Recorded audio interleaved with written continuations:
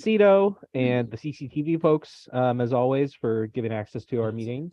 We really try to be accessible through this hybrid format that we started during COVID and will continue into the future. CETO and so this is a Zoom webinar for those of you who are participating virtually. I think we all know how to do Zoom, but for those who aren't familiar with the webinar format, if you want to speak, you can use the raise hand function, and then I'll recognize you or Andy will recognize you, and then you can unmute your microphone and start your video. I'm going to explain shortly how we would ask you to introduce yourself, although I've done a terrible job of that, so I will do that shortly. Here's our agenda for tonight. We're going to start with these introductions, then go straight into public forum, get a school budget review, and then we're going to go have a sort of open discussion of some of the March ballot items, giving you a little bit of an explanation of what those are, and hoping just to talk about what they are going to be. So for public forum, and I would say just in general, as we're talking tonight, we'd ask you that you identify yourself, your residency, and your affiliation. So I'm Billy Clark. I'm a member of the Ward 5 NPA Steering Committee. I live in the Five Sisters neighborhood on Locust Terrace, and I'm speaking solely on my own behalf right now, or potentially on behalf of the steering committee. For public forum, yeah, we would ask that you consider the time limits, and we will let you know if you're starting to go too long. So that's getting ahead to our town meeting today ballot items. So I will toss it on over to public forum. Again, if you want to participate online, you can use the raise hand function. And for those in the room, just raise your hand and Andy will, or one of the other folks in there will recognize you. Maybe if you could stop the screen share for until we get to the ballot items, that's great. So Ilona had her hand up a long time ago, so you get to go first. Oh, wow. Thank you. So Ilana Blanchard, I live on South Champlain Street in Ward 5. And I actually had my hand up because I couldn't hear anything and I wasn't sure you were aware because I couldn't find a chat function. I apologize for not being there. It sounds like you have wonderful food. I've been in a lot of meetings over the past 2 weeks at night, so I'm sorry. But look forward to joining you guys in the future since I started with these meetings during the COVID epic Zoom extravaganza. So I actually wanted to speak because Nancy reminded me I've been very remiss. You appointed me to the CDBG board and I have not provided my report. And so I wanted to do that. For those of you that are not familiar with it, CDBG is Community Development Block Grants, and Burlington is an entitlement community. That means that annually the Housing and Housing and Urban Development Department of the federal government gives money to Burlington each year, and it's a regular allocation. Generally, the program is oversubscribed, and the advisory committee has been set up. It's actually a model, I think, in the country or as part of the HUD program for CDBG allocations. And the advisory committee provides recommendations in terms of the funding allocation, generally basically to pare down the what may be granted to the asks, and makes that recommendation to the mayor. So I just wanted to go through the 3 types of funding that the city received last year in 2022, the applications, and hopefully do it in 5 minutes and complete essentially what happened last year. So my appointment was for 2 years, and it's generally for several meetings at the beginning of the year. And so 2022 is complete, and I am happy to serve to continue my appointment through 2023. I would note that I believe that it's very possible I will be voted out of Ward 5, which I wouldn't say I'm not sure how that happened, but here we go. So we'll see what happens in March. I assume that I would be allowed to continue the appointment though, I believe it's generally the last allocation decision is taken in April at their April meeting. So So the three categories were public service, COVID, and development. Public service was the most oversubscribed. So there was 115,000 and 150,000 worth of asks.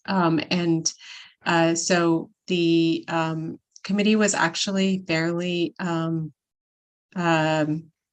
worked well together, and I think came at the allocations from the same perspective. There was a very rigorous process to evaluate the applications. And so with the exception of one, all of them were allocated 100%. And all of the applications, I would say, were extremely for extremely good causes. So A New Place received 28,247.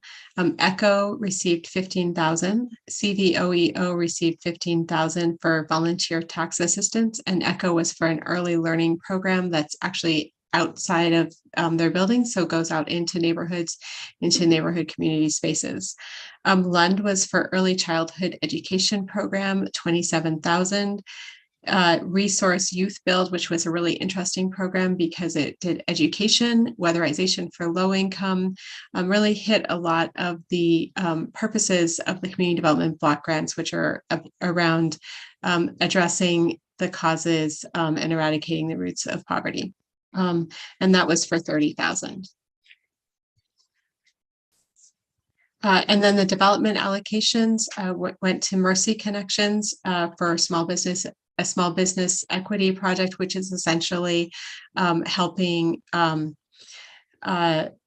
small businesses from lesser served communities, so BIPOC and women, to become more to become better small business people. And similarly, CVOEO was a micro business development program. So Mercy Connections was 65,000, CVOEO was for 57,000. And then CHT received 228,000 for the Veteran Service Center, which is downtown. And so that overall, the allocation request was 350,000. I'm sorry, the allocation available was 350,000. And the ask was 522,000, excuse me. And the way that was resolved is that the Veteran Center is a multi-year project. And so they were allocated less than they asked for, but enough for the year. And then the COVID requests were all funded 100%. There was enough funding. So it's 35,000 for expanding Housing First services in Chittenden County, and that's a Pathways program, and then 59,000 for Steps to End Domestic Violence. So I think if anyone has any questions, I'm happy to answer them. Or if you have any thoughts on, I assume it's okay to continue my appointment if I get voted out, but there we are. Ilana, thank you for serving on that committee. And when are the applications due this year? I believe they've. Yeah. I mean, So applications for funding. Have that already? I believe they're due in January. I'm not sure exactly when they're due, but I was looking at last year's applications and they were all signed in January. But I can get that information to you. Great, thanks. Anybody else for public forum here in the room? Lucia. Hi, my name is Lucia Campriello. I am a Ward 5 resident. I live down on the corner of Lyman and Pine, just down the street, a couple blocks away. I am going to speak later on in the agenda, but I did want to flag for folks that some of you might know that I work at an organization called Let's Grow Kids, which is a nonprofit leading a campaign to solve Vermont's childcare crisis. And we are in the legislative session of our lives at Let's Grow Kids. There is some really big legislation upcoming. We're expecting a comprehensive childcare bill to drop next week. We're really excited to see what's in it. I'm sure it won't have everything, but it'll be great. And there are a lot of folks in Montpelier working really hard on putting some legislation together and identifying some funding sources to fund that legislation. So if anyone is interested in ever learning more, my name is, again, Lucia Campriello. I'm really easy to find at my organization. It's just lucia@letsgrowkids.org. And even easier, letsgrowkids.org, all spelled out, is a great place to look for more information. But we have a ton of volunteer opportunities, lots of ways that folks can advocate, whether you're an individual, an organization, kind of from whatever walk of life. We are really interested in hearing from you. So just wanted to name that and look forward to seeing you on the campaign trail.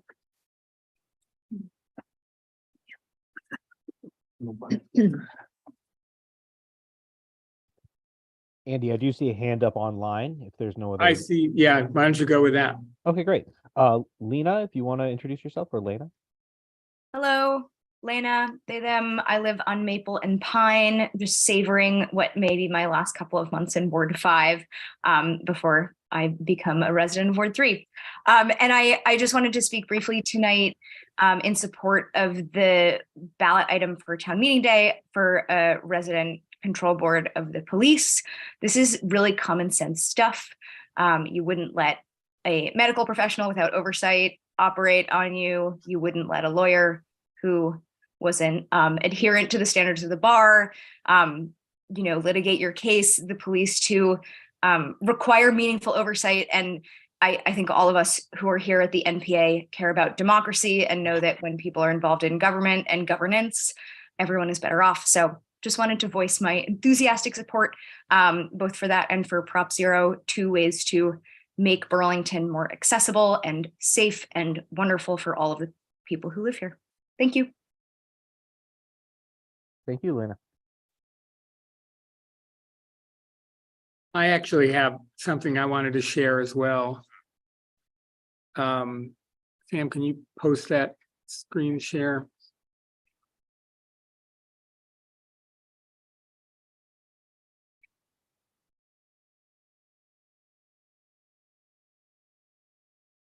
I wanted to I have a picture coming up on the screen share. I wanted to just, I meant to do this last month actually, but I wanted to briefly honor the memory of this guy, Bruce Cipher.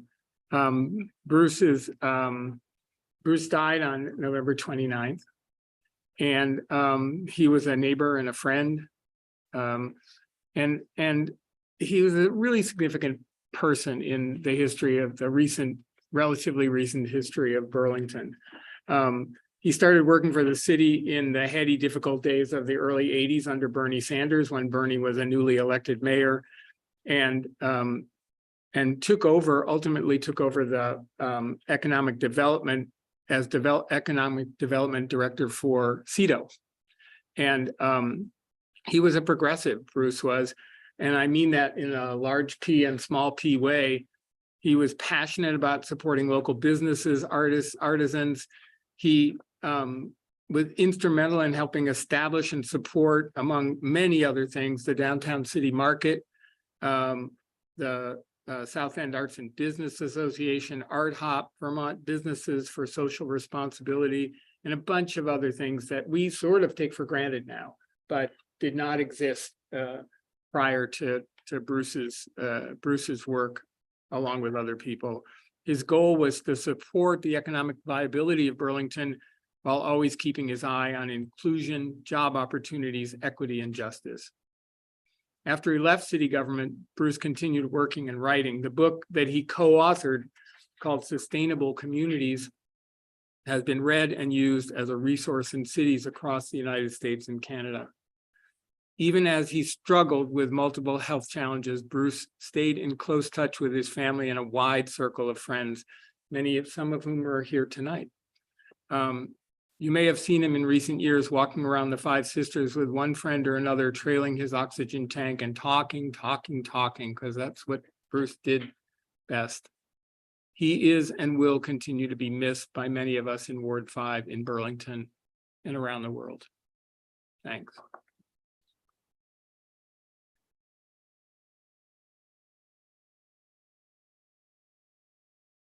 Public forum? Anybody else? I see Alana online. with her hand up. And Joan has her hand up here. Alana, I'll pass it over to you, or, sorry. Yeah, sorry, I just wanted to answer your question. So the applications for the CDBG grants were due today. So generally, I think they're due in January, and there is a notice that's posted on the city website. Thank you. Thank you. I really wanted to thank you, Andy, for those comments and just reiterate that, you know, what an important person Bruce was for the city of Burlington and for the way our economic development happened here.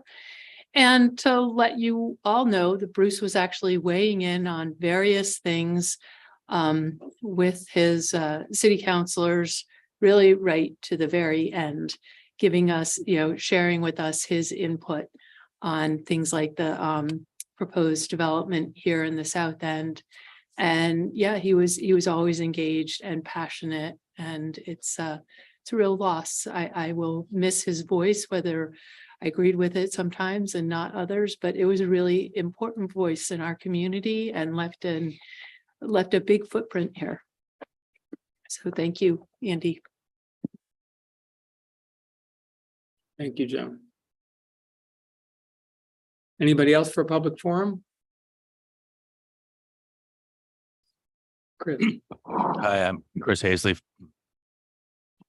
Yeah, Okay. we can hear Chris you. Hazley from Wards 2 and 3, NPA. I'll be speaking on one of the ballot items a little bit later. I just want to let y'all know that our most recent NPA a week ago, we passed 2 resolutions. One calling on the city to designate the Shelburne Road Rotary as the Tony Reddington Memorial Roundabout. And also passed a resolution in support of Big Heavy World, a local nonprofits collaborative proposal to reinstate youth music and programming at Memorial Auditorium when the time comes. So just wanted to share that with you all. I think some of you here know Tony and know he was a tireless advocate for traffic safety and of course roundabouts. I only know him a short time, but I consider him a friend and mentor, and I learned a lot from him in a short time, and I hope that I can be more like him moving forward. Thank you.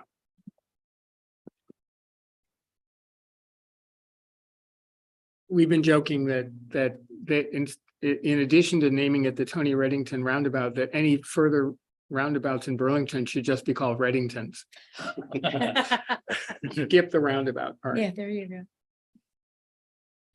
Anybody else for public forum? Online? Nope. Well, let's move on then. I think we're going to school budget. Great. Lucia and Jeff are here, and you have 20 minutes. Hi, everyone. Again, I'm Lucia Campriello. I'm your Ward 5 School Board Commissioner, and with me, my colleague and friend, Jeff Wick, South District Commissioner and Vice Chair of the board, who served several terms now, which is great. So we have 20 minutes. I probably have 5 or 10 minutes worth of content, but I think we're most eager in spending time answering your questions. So I will get right to it. I'm going to share 3 things and Jeff will chime in and redirect if I misspeak, I'm sure. 3 things I'm going to share: the total budget and the tax impact of that total figure, the guidance that the school board provides to the superintendent at the onset of the budget process, and then a little bit of detail on the budget process itself. I'll wrap up with just a PSA on the website that you can find this content living on the district's website, and also just note that the final 2-pager is forthcoming. So otherwise it's just a lot of materials there. So I'll start with the budget figure itself. Some of you may have seen some of the headlines on this topic. You all will be invited to support a figure of $104 million, or $104,144,584 on town meeting day for Burlington School District's budget. That budget figure carries a tax impact of 4%. So that's a property tax rate increase of 4.03%. 2.75 of which is directly related to the bond that the city successfully passed in November. So I'm just going to say those numbers again. It's $104 million is the budget, the proposed budget. The 4% tax increase is the impact you'll all experience, 2.75 of which, or 2/3 of which, is directly a result of the high school bond. So I want to talk a little bit about the guidance that the board provided to the district, and I think that will help explain sort of where this number, why this number is what it is. So at the beginning of the budget process, which begins often in the fall, we have the opportunity to provide some guidance to the superintendent, which he then brings back and uses in developing the budget with his leadership team. The guidance we provided this year includes 5 specific points, all of which are tied to some economic factors that are very present in the school district and in our state's education environment right now. We firstly acknowledge that we want to recognize that our staffing levels have to be responsive to enrollment changes. Another way of saying that is that we tie our teachers and the numbers of teachers and staff to the students in the building. That we wanted to limit budget growth because we are experiencing increases in wages, which we're really excited about. For the first time in a number of years, we've passed 3-year contracts with significant wage increases above where they typically are. And that's really important because our teachers and our staff are the most important people in the buildings who are indicators of quality. So we're pleased we were able to do that. As well as significant healthcare increases to the tune of 12%. So pretty significant funding increases, which industries across all industries are experiencing, and certainly schools are experiencing across the country. We also were acknowledging the pending BHS BTC costs, as well as some other cost factors like our federal COVID relief funding ending after this budget year and the next budget year. So just want to kind of color in the cost environment that we're working in.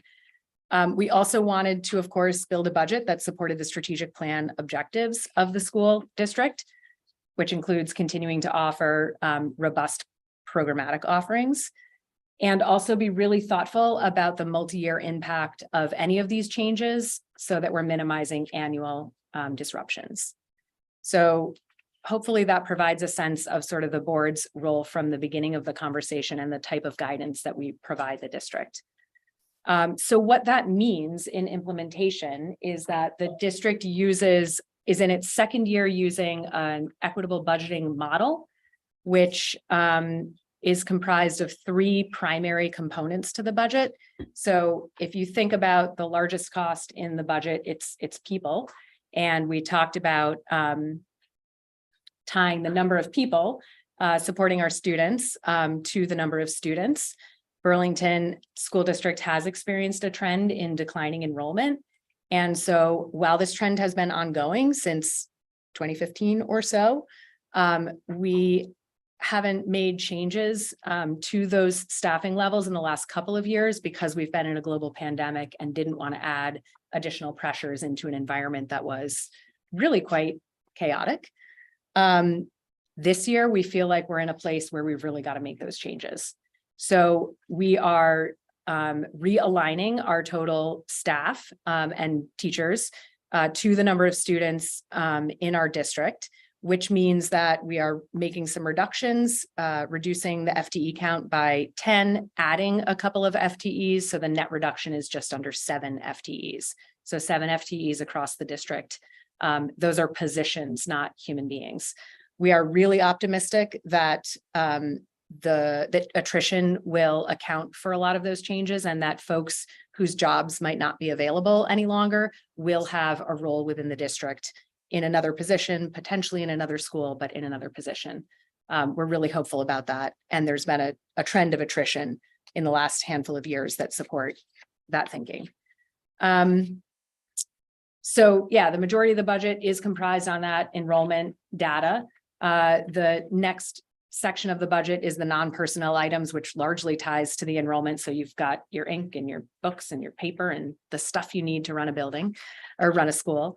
And then you've got what we refer to as our RISE allocation, which is an equity allocation that each school receives.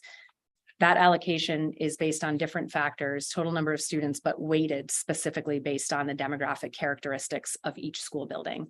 So those allocations range between $90,000 and I think the high school tops out at just over $400,000.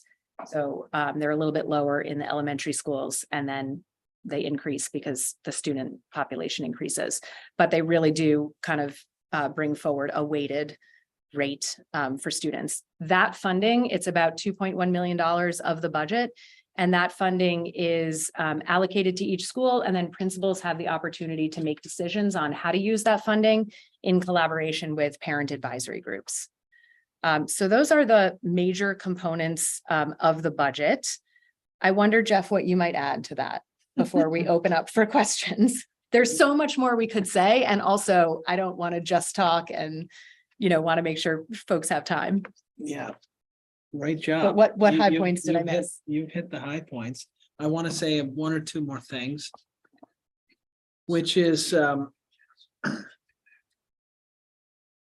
good news is I think we've got very strong financial management skills, the school district. I'm just wrapping up my 6th year as a school commissioner, and we just wrapped up the surplus. I believe there's been a modest 6 years I've been there. I'm not making any credit for that. Administration and our CFO, but I'm always very pleased when we keep spending in line with the budget. Is there anything else you didn't say? Did you mention the 3-year contracts? I did, but if you want to talk a little bit more No, about we're that. very, very happy about. I'm the board's chief negotiator with the, various unions we have. And I've been doing this for a number of years now, and each year it's been difficult to get more than a 1-year contract given certain factors, so we've been constantly bargaining. But finally, we have reached 3-year contracts with both the teachers and the paraeducators unions, which will give us all a little time to breathe. And I think they were very fair contracts, both directions. Clearly with inflation being what it was, maybe still what it is, although it seems to be tamping down a bit. That's a portion of the reason you're seeing some higher wage increases. We're not unique. We're in line with our local neighbors, school districts. So we're doing our best, I think, in general, to keep the tax impact each year somewhere in the, I know I don't want to bring it up, but the reassessment's just a whole different animal. We won't bring that up, but generally speaking, like in the 3 to 5% budget increase. So keeping overall cost to a sort of a step increase like that if we can. So I don't think I have anything to add, and we'd love to have your questions if you have any. Questions for our school commissioners? I have a question. This was very broad. I have questions about like specific programs. I guess I'm curious, does the school district fund the after-school program? Or is that totally separate? You mean, is it part of our budget? Yeah, That's a really good question. I'm gonna speculate, unless you know the answer, that directly or indirectly, it's part of our budget. okay, The truth is, part of the 104 million is funded by other sources. For example, the superintendent has a slide deck that he's been showing us and others for a couple of months now, and that's available on board docs at the school board's website. And there's a particular slide that says of the 104 million of the budget, 23 million, I'm using round numbers, rounding up to the nearest million. 23 million is from other sources, federal grants, other funding. So I'm not clear as to what extent we might get outside funding from other sources for the after-school program, but I do know we run it. We have Right. personnel who runs it. Okay, I guess both my questions are maybe more childcare related, but tangential to the school district, because the after-school program has been rocky this year, as you know, Lucia, at least at Champlain, where there's been days missed, there's not a lot of staff. I know there's kindergartners who there wasn't a spot for them. They just don't have after-school care. And so just curious about if the school district has a plan for filling that in. And then I'd also love to hear more about the preschool program that BSD runs and whether there's plans for expansion. Currently, the pre-K classrooms only have 4 days a week, which isn't like really enough preschool for most people. And so I would love to know more about sort of like whether in the budget there's expansion there or if they're going to go away. I don't know how much the preschool programs are like here to stay. So. Sure. Yeah, so I would say on the after-school piece, and more broadly, as far as staffing goes, we're hosting a job fair. Gosh, what day is it? It's the 19th. So we might have had one earlier this week and we have one upcoming. But there are open positions throughout the district. And as you expressed, definitely the after-school staffing has been, well, we've been relying on a lot of college students. And so when college students enjoy their breaks, which are important breaks, it means that we're short-staffed, especially in the weeks back. But we do have intentions of continuing to recruit talent into the district and have a couple of upcoming job fairs to do that. I think we also announced today, and I haven't even had a chance to read yet, but some information about retention bonuses and other efforts to support incoming students or incoming teachers and keeping the district independent. So I can look a little bit more into that for sure. As far as preschool expansion goes, I think what I would say with a little bit more of my Let's Grow Kids hat on, but also the district, first, since I'm here to talk about as a school board commissioner, what I will say is that the district is extremely committed to school education. And I think it has been, the program is running in 5 schools right now, 6 schools right now. And I think has been a successful program so far, and there is every intention to continue that program. As far as expansion, that's a great question. Jeff, you might have a better sense of this, but my sense is that if we have the physical space available to expand, that's something we can consider. And that I'm not sure that we have additional spaces in our schools to do that. But to your point on hours, part of the hat off and Let's Grow Kids hat on, part of the legislation that we're looking toward is to fulfill sort of funding so that everyone 0 to 5 who needs care will have access to that care, which would include a significant infusion of state investment, which goes a long way toward creating more spaces, whether in the schools or in community settings or in home care settings. And so I think some of what the constraints are around funding in this moment. And the desire is to provide, the desire is for children to have what they need wherever they are, regardless of zip code. And yes, it's hard to have 4 days that end, earlier than a work day. Okay, great, thanks. Other questions for Lucia and Jeff? I just have one question about the Monsanto, lawsuit and how that might be impacting current planning. Now it's impacting the current planning. Could you explain what that is? Well, this is about, you can't demolish the buildings at BHS because it's evidence in the lawsuit filed, I guess, by employees of the Burlington School District who've claimed that they've been impacted by the PCBs, and Monsanto saying that the buildings themselves are evidence that have to be used in a trial. And I'm just wondering what that's doing to the school district's planning. I know you're temporarily at the Macy's building, so. Yeah. Well, to my knowledge, I think this is, Monsanto has asked us to delay the demolition of BHS at this point, and that's sort of an open piece in the litigation. But to my knowledge, I don't think they've asked for more than sometime in March, and then we had asked initially for, right now, basically to start. So I think it's in court right now as to where that'll land, somewhere between right now and mid-March is my understanding.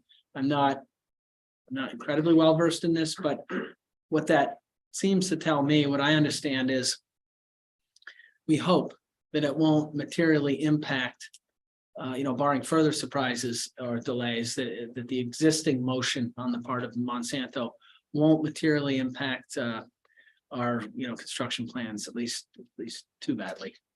So there's nothing that seems terribly off track. Our goal, as you know, is to start the school year in August of, late August of 2025. There's a possibility that will get delayed a little bit, but we're doing all we can to keep that on track.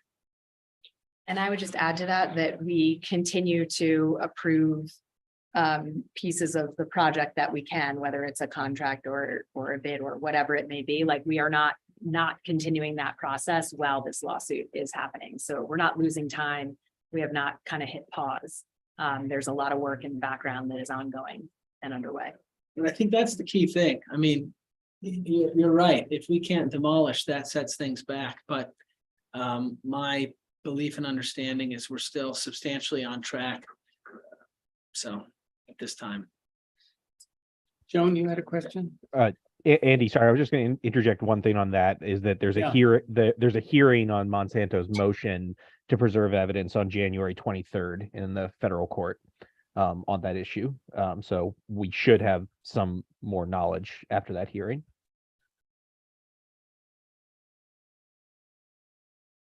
Yeah, thank you.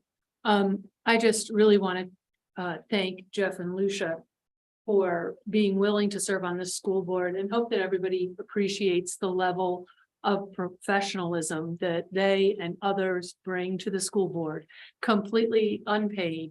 And I really think you are the unsung heroes of this community, getting us through COVID, getting us through needing a new school, through having the school condemned, and sticking with us and sorting all of that out with a level of responsibility that is unbelievable for a volunteer board. And we are so lucky to have you. So thank you. And I hope you continue to serve for years to come. Oh, Joan, thank you so much. Really nice words. Other questions for Lucia and Jeff? I wonder, treating the school budget as one of our ballot items, I think that one of the questions that people might ask after this meeting or watching it later is, how much are my taxes going to go up? So you'll see that information when we publish the 2-pager. When we look at a house valued at $370,000, the increase is $207, I believe. Let me look at this. We can give it to you dollar terms, percentage terms, but Lucia did allude to the fact that the best estimate right now, based on the available information from the state, is that it's my understanding that as of town meeting day, none of us ultimately knows yet what the tax impact is, because there's one metric that the legislature, I guess, and the governor together have to kind of finally decide upon. So it's very unsettling. But based on everything we know right now, and there's a letter that comes out from the state on December 1, I think they call it the December 1 letter, that it's the governor's office giving guidance on this. We estimate it's a 4% increase for those who are paying, for those who don't get the prebate. If you get a prebate, you're paying based on income, they call it. And actually, according to the estimate, it's virtually steady, 0.07. Yep. 0.07% increase on certain level of income paying versus property. So, again, that's an estimate, could change in our favor, could change against us a bit. But in the last 6 years I've been doing this, it's been a pretty good proxy for where things typically end up. So that's what you can expect. So maybe You can convert that to dollars by understanding what your tax bill is, multiply that by 4%, and that's your annual increase that we expect. Thank you. Other questions? No, I already had a question, so. No. Oh, okay. I was just, this reminded me of another like question I had before, which was last year in the legislature, there was a whole thing about like the people waiting, and I was just wondering how that shook out. Yeah, so it shook out exactly as it shook out, and we won't experience the new rate until this time next year. Oh. So this time next year, we will understand how last year's legislative decisions are actually going to move into our budget realities. Is there a sense that it was in Burlington's favor, or? Yes, there's a sense that it was in Burlington's favor, absolutely, and we're optimistic about that impact. And I think it's reasonable to suggest that we will reinvest a portion of that impact into our schools, and we will look at a portion of that impact as it relates to reducing the tax impact on the. Very hopeful about that. That would be, we expect a meaningful impact in a year.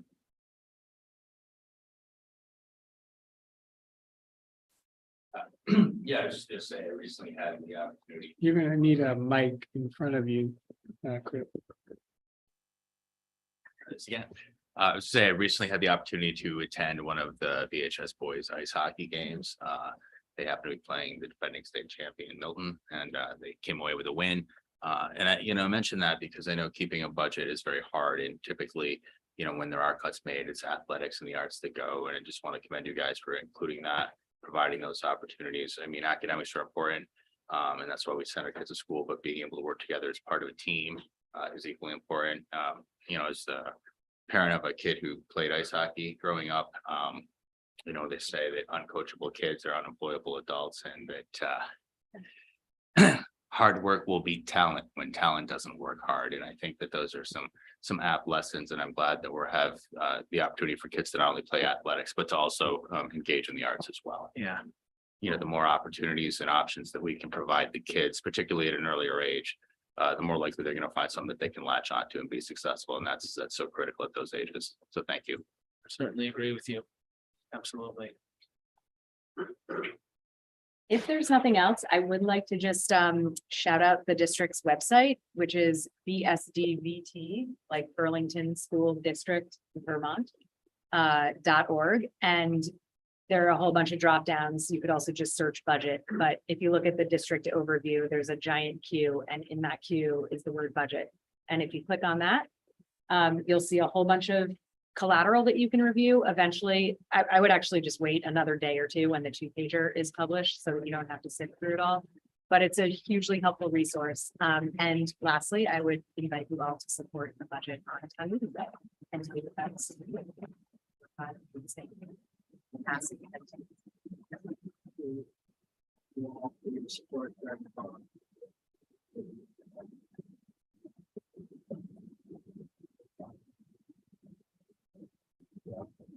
It's more skeptical, like, uh-oh. Thank you. Yeah, I think Claire Wool was a little worried about it too. She was out in front of the Myers Bagels the weekend before, and sort of grabbing anybody that she could find, Anyway, yeah. Community effort for sure. We're grateful. All right, community, the values public education. Thank you very much, both of you. And thanks for everybody's questions. We're going to move on to other ballot items. If you could, either Billy or Sam, if you could bring up that little agenda slide so we could look at the order that we're hoping to go in.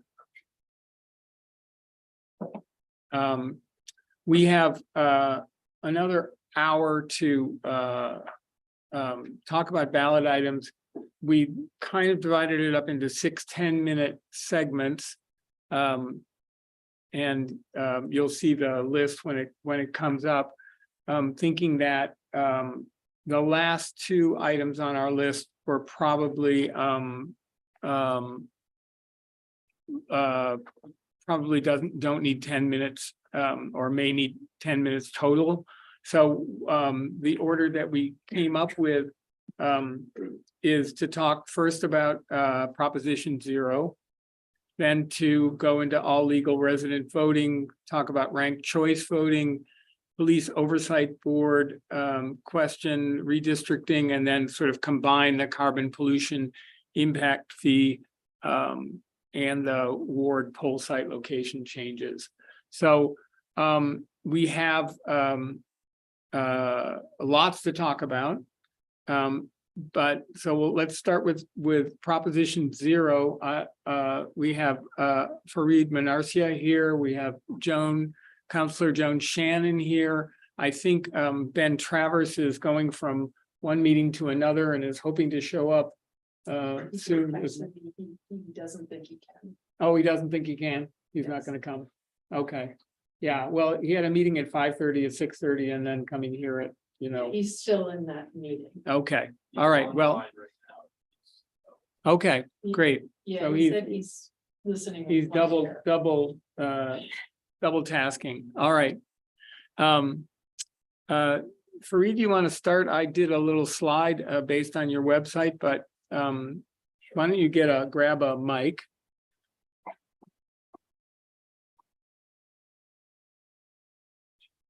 Yep. So what I with our 10 minutes that we have for each item, what I'm thinking is that we'll have a general discussion with people on wherever you are on it, but try to limit your comments so that we can have lots of discussion on each item.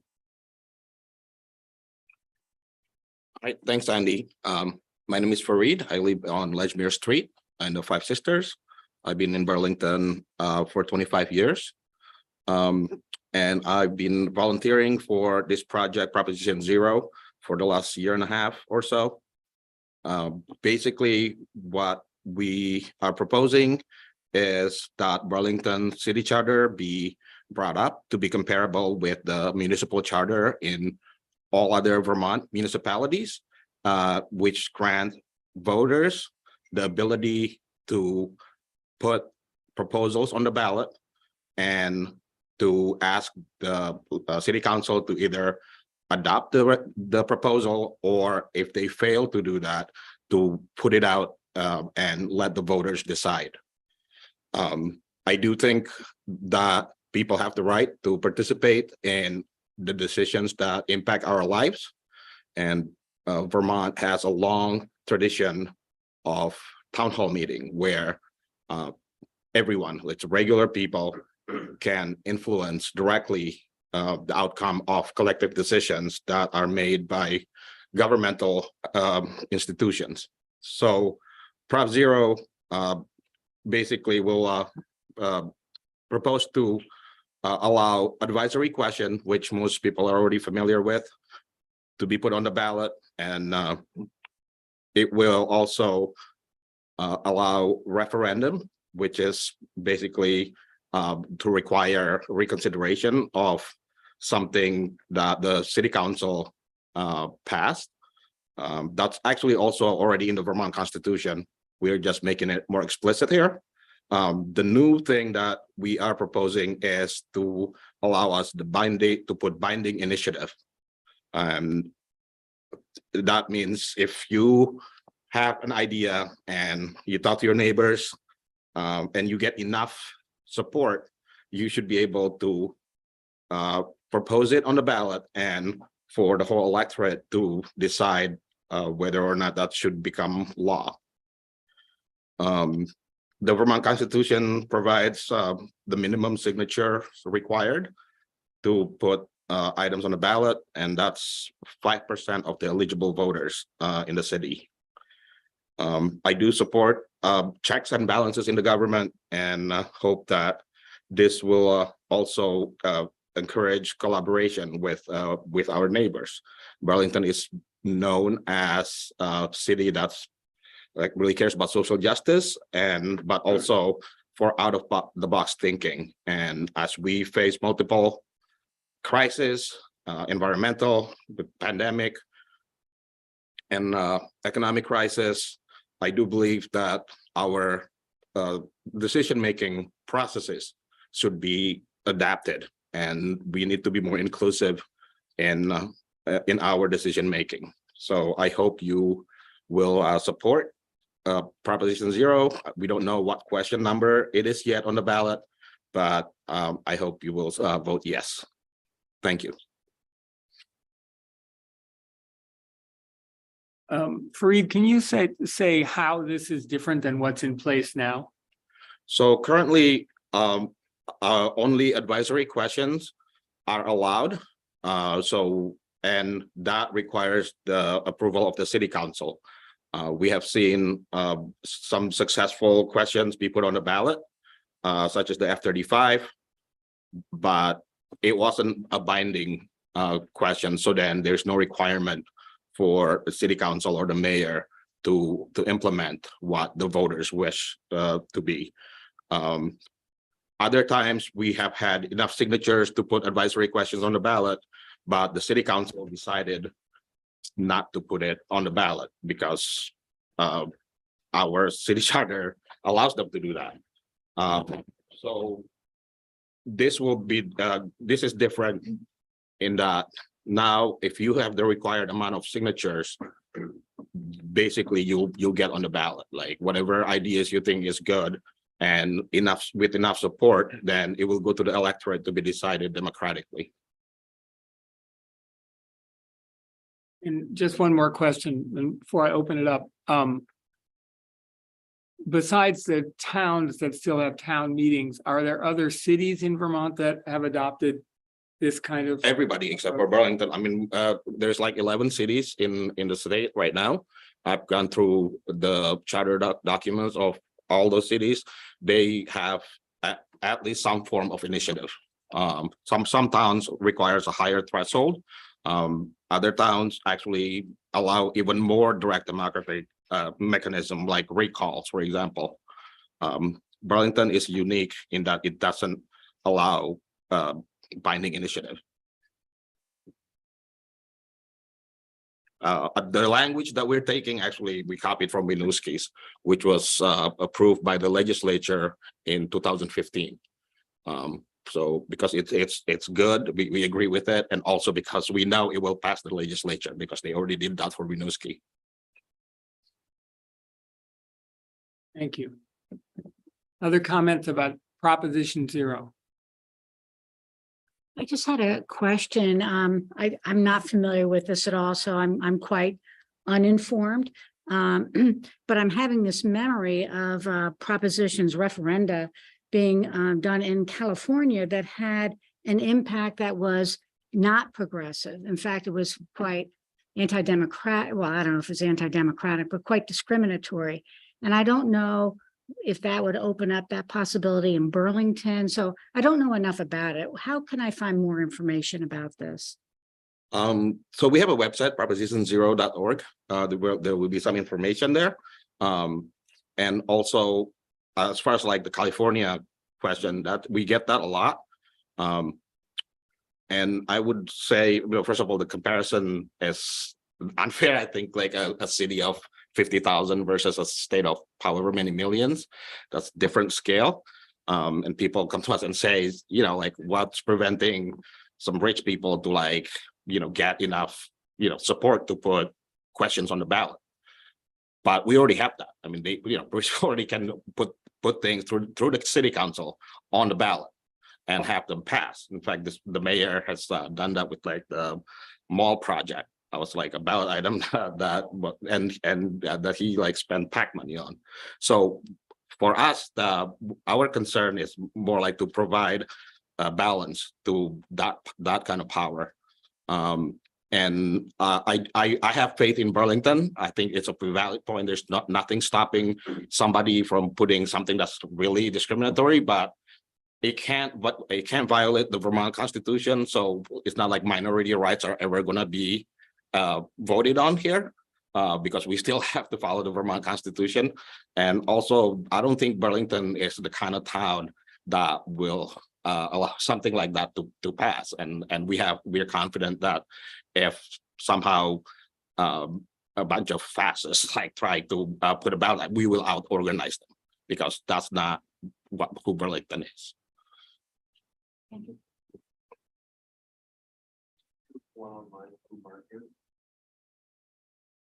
Margaret, go ahead. Hi, I have a couple brief questions. Can you all hear me? Yes. Okay, good. Fareed, can you, just because I don't really know, tell us what 5% means in terms of real numbers in Burlington today? It's 1,800 something. It's like almost 900 signatures. 1,900, you mean? Almost 1,900 signatures, right? Okay.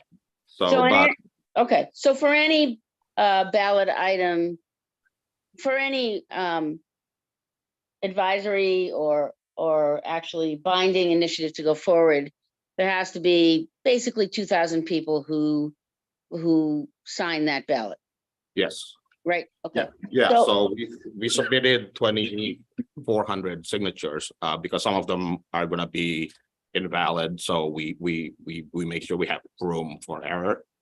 Yeah. And So I was wondering about what the number looks like for binding initiatives. Thank you. So the other question that I have is, I know there's been some rhetoric, some comment about how Prop 0 would undermine our present city council and governance structure.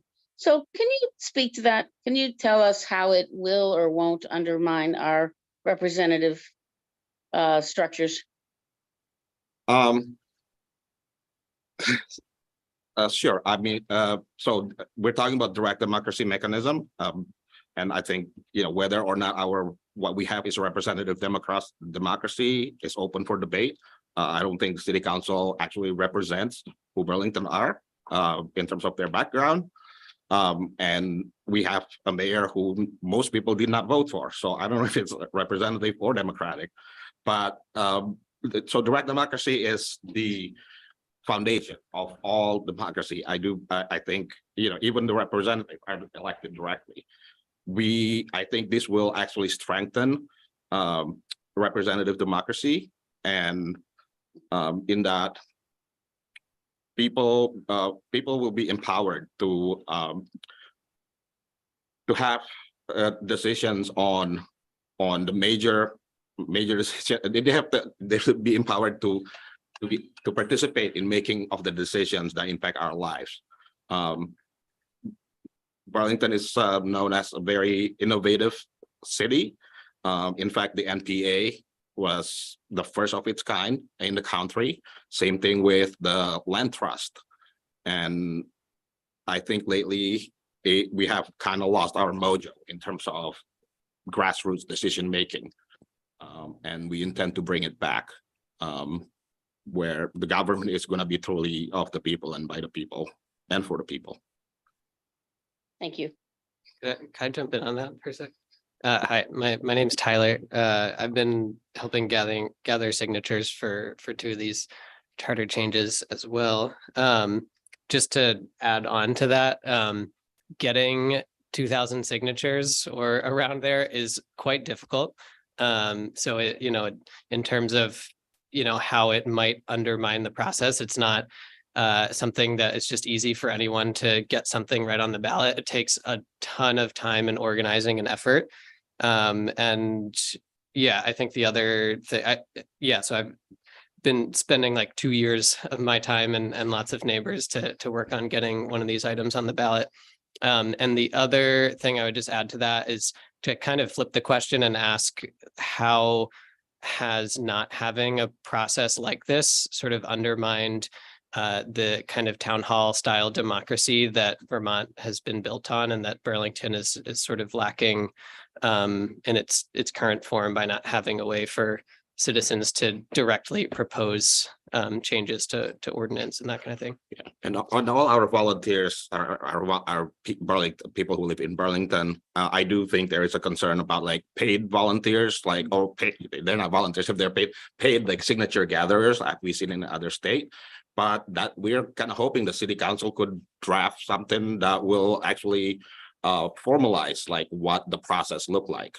We're very open to work with the city clerk and the city council to figure out like what does the petition collector should what requirements they should satisfy I believe Winooski's actually have this in the works as well, so we could look at what they've done in terms of ensuring that it's not some outsider out of town interest that's influencing our election. And we have one last comment on Proposition 0, and then we'll move on. Anybody else? Joan? I have a question. If that's okay.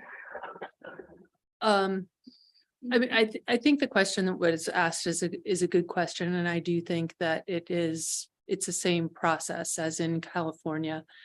Fareed is right. We have a different scale here, and I don't know if that protects us or not, but we also have a different scale than other communities in Vermont, which may make a valid reason for doing something differently here. We do have, as exampled by the charter change that's being proposed, we do have some citizen access to the ballot already. But I wondered who, you had mentioned, Fareed, that you can't put something that's unconstitutional on the ballot. And I think that there's a fair debate with what's being proposed with the police in terms of, is this something that will hold up in court? And who is the arbiter of whether or not a question is constitutional? Who prevents something that maybe you would think is unconstitutional, that it's not something worthy of access to the ballot? Who would keep it off the ballot? The language that we're proposing actually allows the city attorney to vet like the legal aspect of this to avoid repetitions, illegalities, unclear statements, or some imprecision in the phrases that's being that's used, as long as the city attorney does not materially change the meaning of the proposal.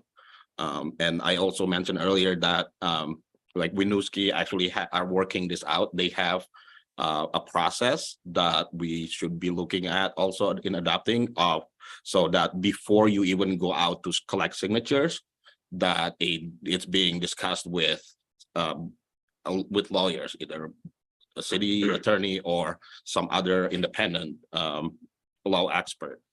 So it's not being specified here, and we're hoping like that the city council could actually propose like something like that to formalize the process. So like everybody who's going to be so whatever is being proposed is going to be okay. It's gonna be legally sound, and also the process itself is we can be sure that it's being done by Burlingtonians for Burlingtonians. I don't know if that answered your question, but yeah, I mean, I think that there's still a concern if you can't change the nature of the question, and the nature of the question is unconstitutional. I don't see anybody that has the authority in this. well, the legislature no. will still have to approve whatever it is that we come up with. So they will stop us, or they will stop whatever it is. So, But they can't, as this is written, yeah, they cannot stop a question either. I mean, a question may not be unconstitutional, but there may be many complex legal ramifications within a question. And the city attorney does not have the authority to keep a question off of the ballot. right. Or she. Thanks. I think we have to move on. There are many other things to talk about in this Proposition 0, but there are also many important other questions. So I think we have to move on. Thank you, everyone. Thank you, Fareed. Thanks, Andy. I want to move on to all legal resident voting. We have a slide for that. There we go. Joan, do you want to present it, or should we just do a general presentation and open it up? Well, I wasn't really prepared to present Okay. it, and it looks like you have prepared a lovely presentation. Okay, But I'll say that I think this was unanimously supported at the city council. okay. Yeah, it has gotten a lot of support from the city signs and website, and this is a proposal that says that all people 18 years of age or older on the day of the election who are legally in the United States, live in Burlington and intend to make this their home would become eligible to register to vote, which is not the case now. So examples of legal residents include green card holders, residents with eligible work permits, dreamers, deferred action for childhood arrivals, and legal residents would be able to vote in all the local elections. So mayor, city council, school board, ward election officials, and any ballot items pertaining to the city of Burlington. And this came up in the wards 2-3 NPA last week that I didn't know, that legal residents, because they'll be able to vote, also could run for office. So a legal resident who wasn't a citizen could run for any city office as well, if this is passed.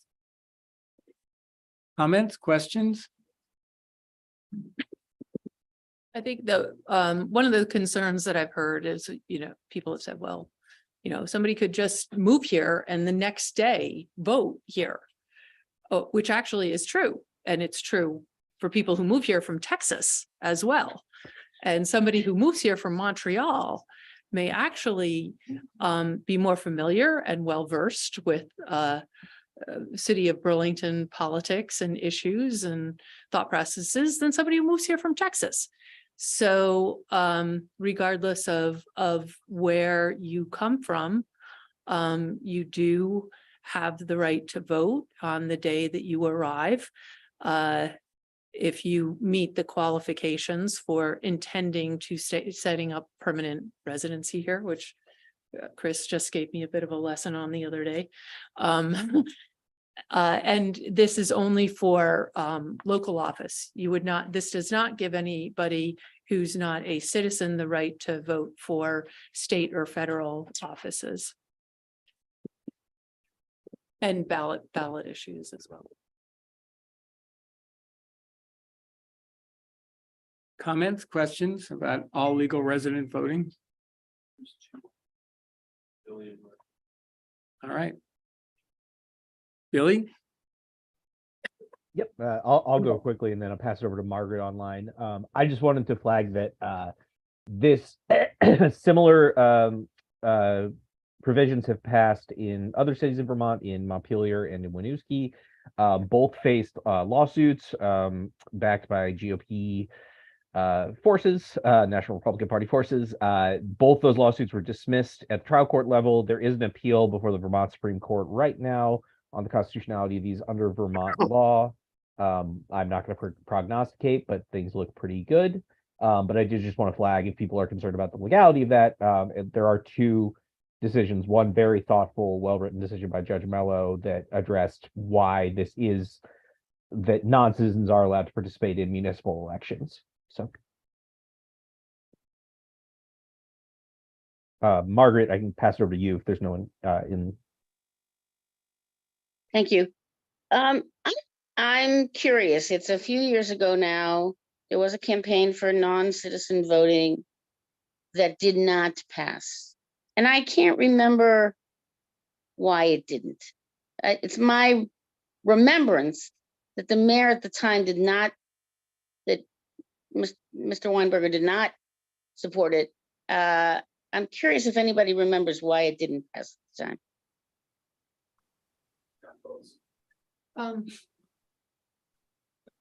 I don't think it made it to the ballot, did it? Well, it was in the 2015, it was on the ballot. Oh, it was. Yeah. Yep. Yeah, it didn't have the It vote. was 55, That's right. 45. I 2015. it seems I feel encouraged that there's so much support, seems to be so much support for it now. I have input by text from a constituent who wanted to raise the issue that it will require 2 voter checklists.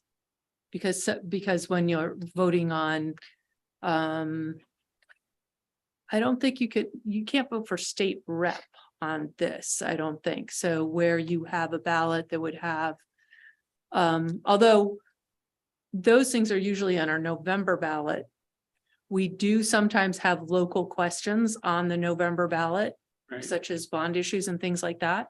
So on that November ballot, you would have to have 2 checklists because and you would have to separate the ballots.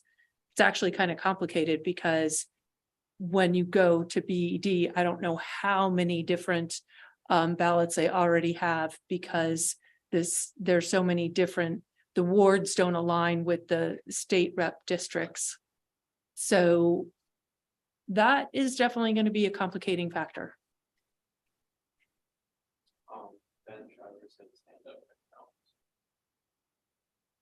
Ben, go ahead. Thanks, Andy. So Ben Travers, City Councilor from Ward 5. I also serve on the Charter Change Committee, and so we were considering this matter before the committee.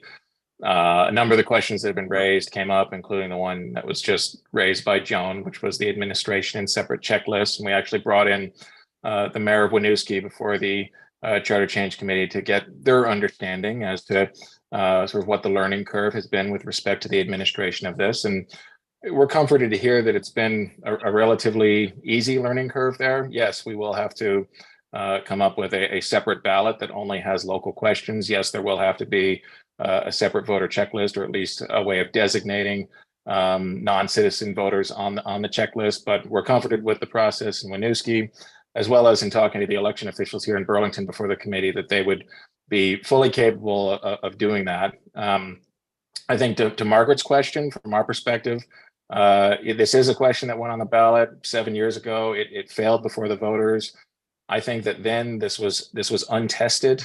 There were a lot of questions as to whether or not, even if it passed, it would gain support before the legislature. And in fact, Brattleboro did pass a non-citizen voting resolution that was vetoed by the governor and not stood up in the face of that veto. So I think there were a lot of question marks as to whether or not it was something that could happen. But as Billy mentioned, Winooski and Montpelier have done this now. We have that behind us. I also think that 2023 as compared to 2015 is very different in the minds of folks with respect to the importance of participating in democracy and elections. So I think the dynamics are much different. We'll be fully supporting this. Just the last thing that I'll mention, Andy, is that there is an excellent website that's on the city's website. That's burlingtonvt.gov/all legal resident voting, that was put together by Cito and Jillian Netton in that office in particular. Information on all resident voting has been translated into 6 different languages on that website, and it really provides a lot of answers to folks' questions. So I would encourage people to check out that website if they have any additional questions on this matter. Ben, a quick question. Ben, when you looked at Winooski, don't they elect, do they have wards or districts, or do they just have at-large counselors? I couldn't find my mute button there. I believe they have all, I believe it's at large, John. So that is an added complication, I think, for us, because having so many legislative districts here and having so many overlaying wards, that's a real difference between us and a city that elects their local, because this is specific to the local election. So if your local elections are at large, it's a lot less complicated than having 8 wards. And within that, many legislative districts within each ward. Lucia. Does anyone know how many legal residents are here who are unable to vote, who is not able to participate right now? Sam? number. It's around 5.5%, I believe, so it's like around 2,000. Okay, nobody online heard the question. Oh, sorry. The question was how many people are impacted by this currently today? So how many people are excluded from the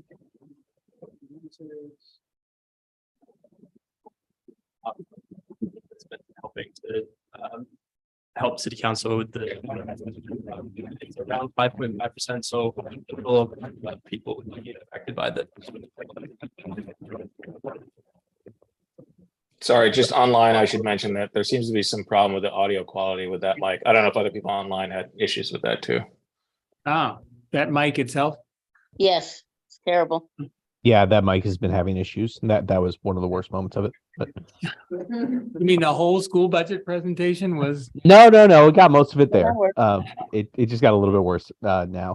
I had my hand up while I'm already talking. I'll just say very quickly that it failed in 2015. This came back before the city council in 2020, where it was then referred to committee. So the city council did not put it on the ballot in 2020.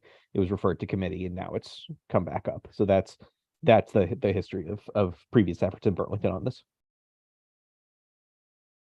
All right, Thank thank you. I think we have to move on to ranked choice voting. Thank you, everybody, for your comments about this issue. Ranked choice voting is also a thorny issue that has had lots of pros and cons to it. Though I do remember that, so we do have ranked choice voting for city council at this point.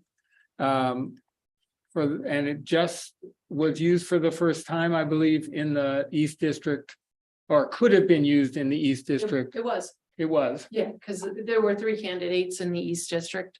So But it was by ranked choice voting. right. So Okay. it didn't come into the, in terms of, from the voters' perspective, it was used. From Right. the elimination perspective, there was no elimination process because there was a winner in the first round. But rank, do you want me to Sure, go ahead. run through it? So we put a question on the ballot. I'm not sure what, I think 2020, we put the question on the ballot. Should we have ranked choice voting for city council races? And that was approved by the voters. It went to the legislature. There was a pandemic. They didn't get to it. In 2021, they approved us for ranked choice voting. And so the first use of it was in the Ward 1 special election, where there were 3 candidates. Ranked choice voting doesn't come into play unless a candidate gets less than 50% of the vote. If a candidate gets less than 50% of the vote, it goes into a runoff round. So you are able to pick your second choice in advance on the ballot. You don't have to come back and vote again in that runoff election. You can by making a second choice, your second choice only comes into play if your first choice has been eliminated. Your vote will count for your first choice candidate for as long as your first choice candidate is in the top running and hasn't been eliminated. So we will see, our ballots will look a little bit different this March. This question that's on the ballot this time is adding the mayor's race to that, which we have had in the past. I have always supported ranked choice voting. I also supported putting it on the ballot because I don't think people should be stuck with a voting system that they don't have confidence in, even if I think it's a better voting system. So this is something that is elemental to democracy. It also added the school board to this, which is something that I didn't agree with, because there is some concern that when you have too many choices to rank, that you get voter fatigue, that at a certain point, you're just like tired of ranking choices. So I wasn't ready to go that far in this round. We're just trying it on the city council now. We're going to add the mayor. I would have rather kept the school commissioners out of it. We also didn't get input from the school commissioners on how they felt about that. But all in all, I've been a long supporter of ranked choice voting. Chris. So I just want to speak a little bit about this. I think it's good that we're moving this direction. I want to get a little academic here for a moment and delve into the weeds with respect to the methodology here that is described on the screen and also here by Councillor Shannon, whereby, and if say, for example, a 3-candidate race, the lowest candidate, third place candidate would be eliminated, and those votes would be redistributed to the other 2 to determine the winner. There is actually another methodology called the Condorcet method. It is, I would liken it to what, like a round robin hockey tournament, if you would, where it's whoever wins the most head-to-head competitions here. And it's interesting because in the last time that this city had chosen a mayor under this proposal, what's called the Hare method, I think it was a race between a Democrat, a progressive, and the Republican. The Republican came in third place. So the Republicans, the votes, people who voted for the Republican in the first candidate, their votes were distributed to the other 2 candidates, and ultimately it was the progressive candidate who came out on top after those votes had been distributed.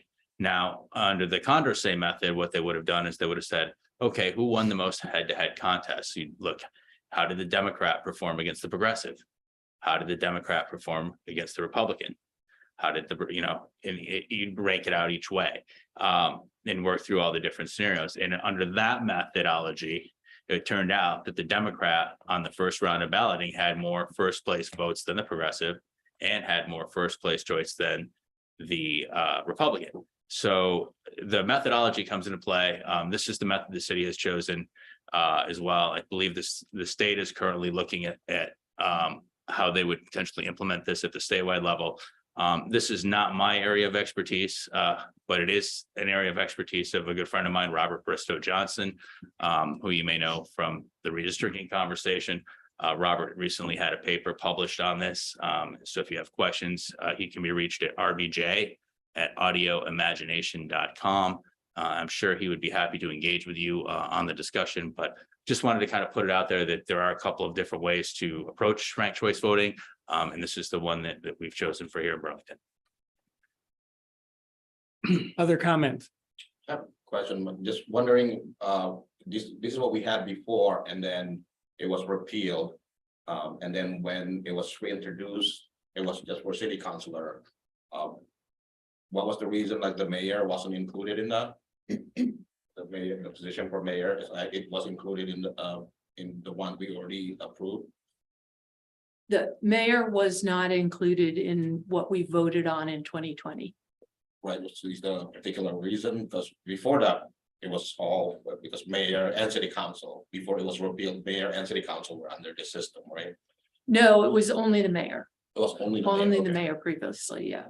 So is that the reason why like the mayor was not included in like the first round that we voted earlier?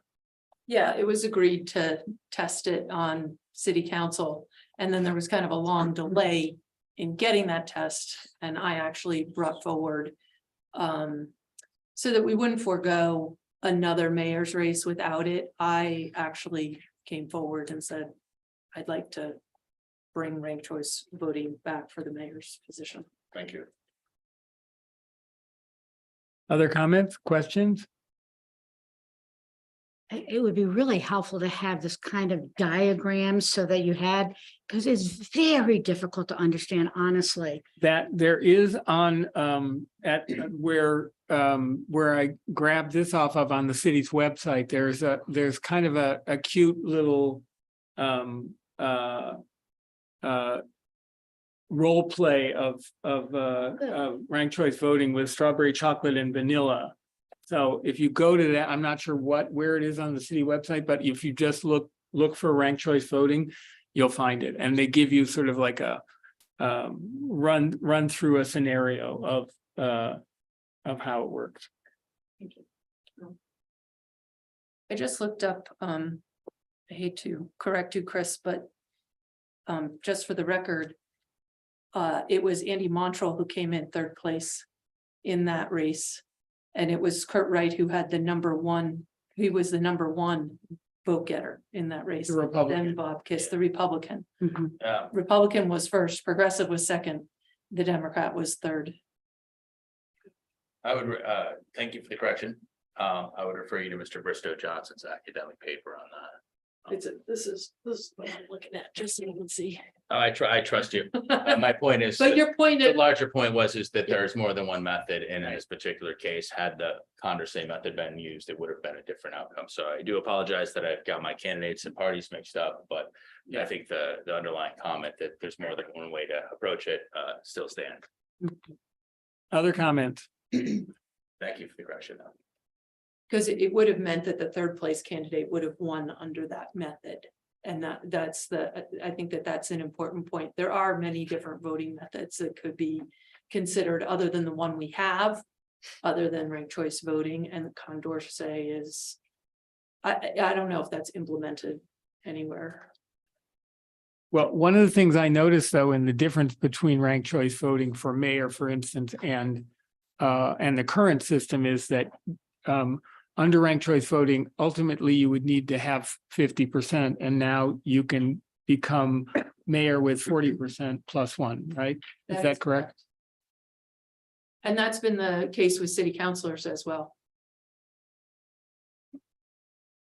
Lucia? Your mic working.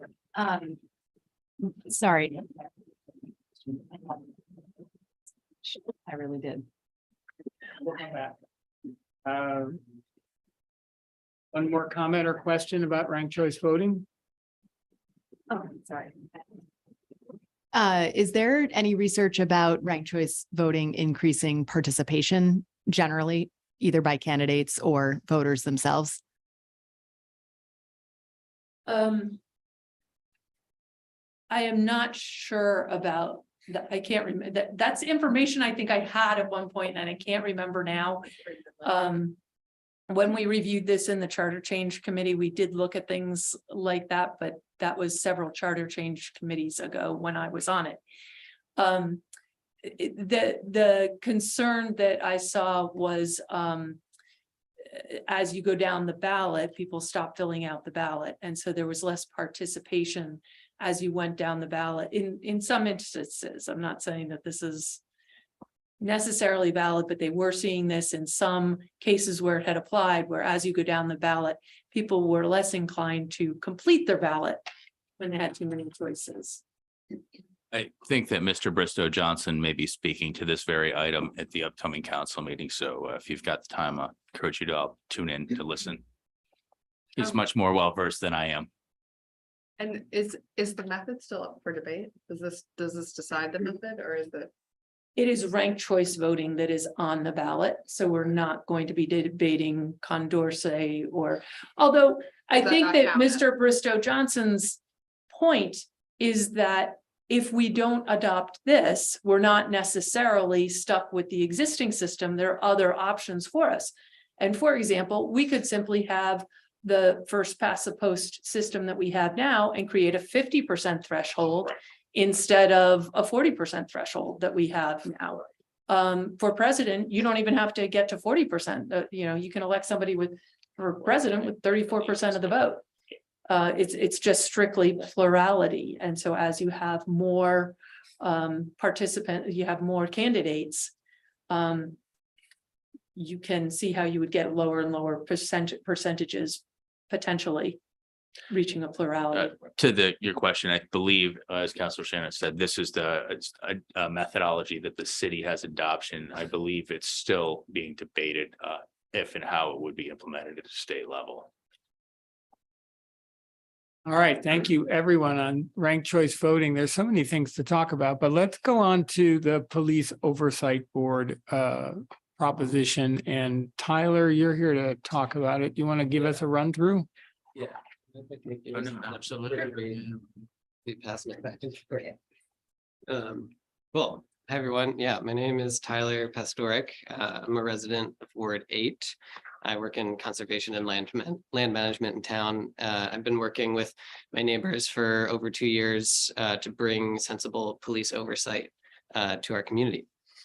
So yeah, public safety is a big topic in our community right now, and rightfully so. We deserve a public safety system that keeps everyone safe. And a big part of effective and just systems is accountability and oversight. In 2020, Black members of our community led a movement that brought into focus the fact that our city charter gives the police chief unchecked authority over disciplinary decisions in the police department.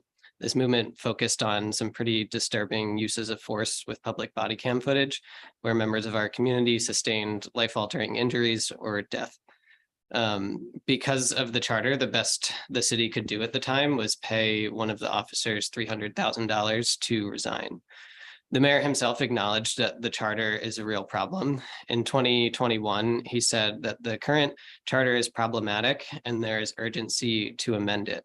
He further stated that such monopoly of important authority is an aberration in our democratic system, and we are likely to face continued disputes over future disciplinary actions until this issue is addressed. And he was right.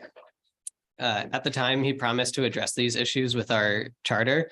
Since then, racial disparities in policing in our town have persisted. But here we are 2 years later, and even the mayor's latest public safety plan has no mention of addressing the fundamental issue with our charter.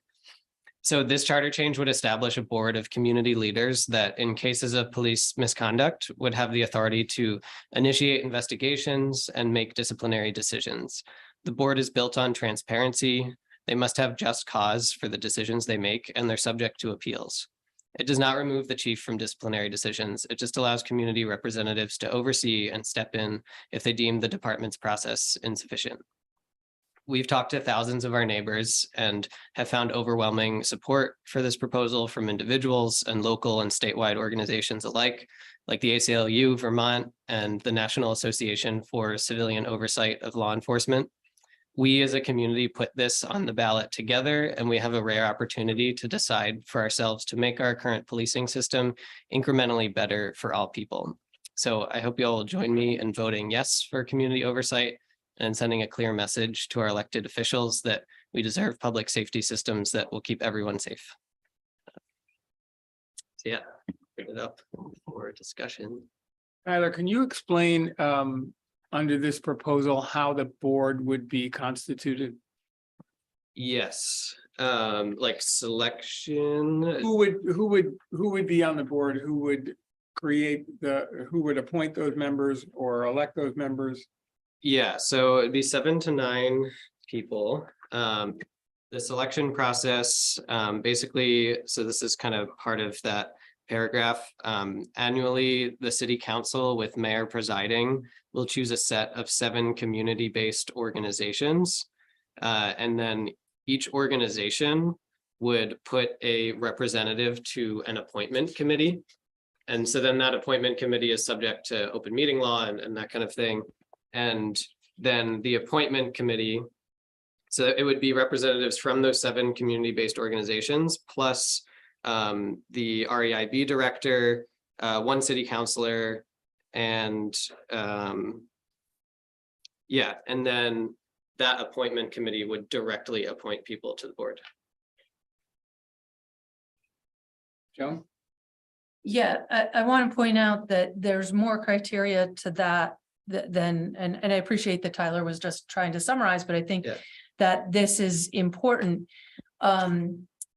Because I kind of have a question about like, who are these organizations that are envisioned? Because you have to check an awful lot of boxes in order to be selected as one of the organizations. It's not limited to nonprofits. It could include BTV Cop Watch or other organizations that are not necessarily formally or legally organized.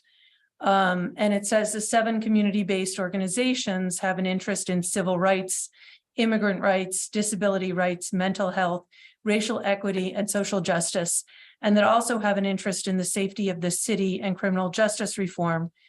3 organizations, to the extent possible, should be Black-led or majority Black membership. So I'm wondering, who are the organizations in our community today? 7 different organizations that fit this criteria. who might they be? Sure, yeah, and I just want to clarify, I mean, that it's a pretty broad net to be casting in terms of civil rights, immigrant rights, disability rights, mental health, racial equity, social justice, interest in the safety of the city, and criminal justice reform, community-based organizations. So yeah, I mean, I don't feel like it would be representative for me to pick out, what comes to mind for that, but I think that's a pretty broad net of organizations within our community. Well, all of them have to have an interest in safety of the city and criminal justice reform. And having an interest in criminal justice reform that alone is a pretty limiting factor in the organizations that could be chosen. This is not a democratically selected board, and it's also not selected by democratically elected people. It's quite removed from that. Can I ask a question? Can I just clarify that most boards within the city are appointed, like the police commission is appointed, and so yeah, I think actually the selection process here, where you're having city council and the mayor choose community-based organizations who then appoint, you could argue is more democratic than a lot of the boards that we have now. I think it's a step removed from the democratically elect. Yes, right now your democratically elected representatives appoint our commissioners who do not, for the most part, have binding authority. We used to have a commission form of government. We took the power away from the commissions because they were not democratically elected. And we went with the strong mayor, strong council form of government that we have today, keeping the commissions in place, but primarily on an advisory role with some exceptions, such as our development review board would be an exception to that. I also have a question, which is Before you okay, ask, sorry. can we see if anybody else wants to make a comment? Yeah. Okay. Terry. Thanks for bringing this question up, by the way. My thoughts on this, I was concerned to see that no one with law enforcement experience would be considered as a candidate, as I understood the ballot. And I have a lot of concern about that because I just think that it's a way of casting law enforcement and, in a very negative view by saying, oh, we can't have anybody like that on this body, because they do bring a level of training and experience and a point of view that I think is important.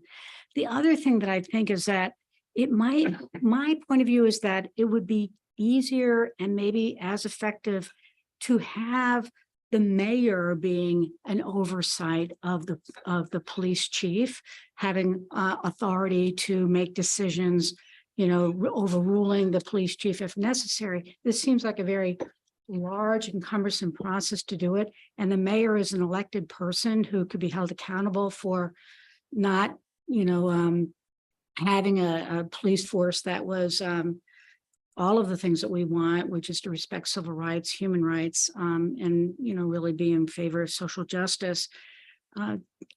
So I guess that's where I'm coming from, is something more practical and something that could be very responsive to the voters.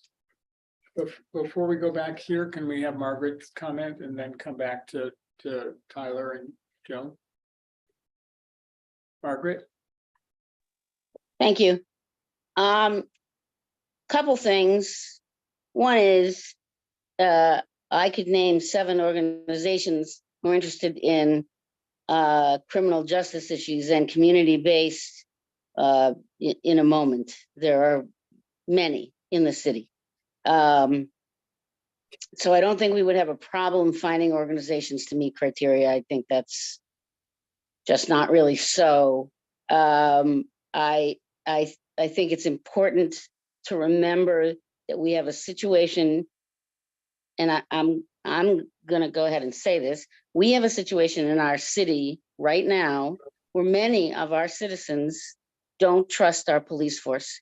And our police force has done things like told people that they're not funded, which is untrue, and not come out to very, very frightening situations. I have good friends and family who believe, as a result of the treatment that they received, that they have to figure out a plan to protect themselves, and they all now own guns.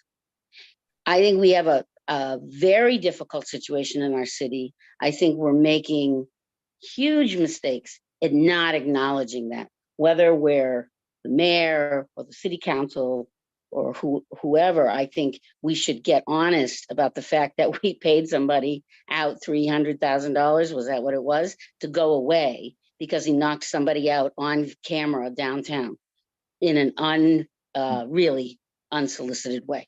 So I think we have a big problem in Burlington. I often wonder if we shouldn't have like a, who is it that comes in the Department of Justice and does a study? I don't think it's a small problem. And other cities have struggled with this problem, but I think we're kidding ourselves if we think that's not true.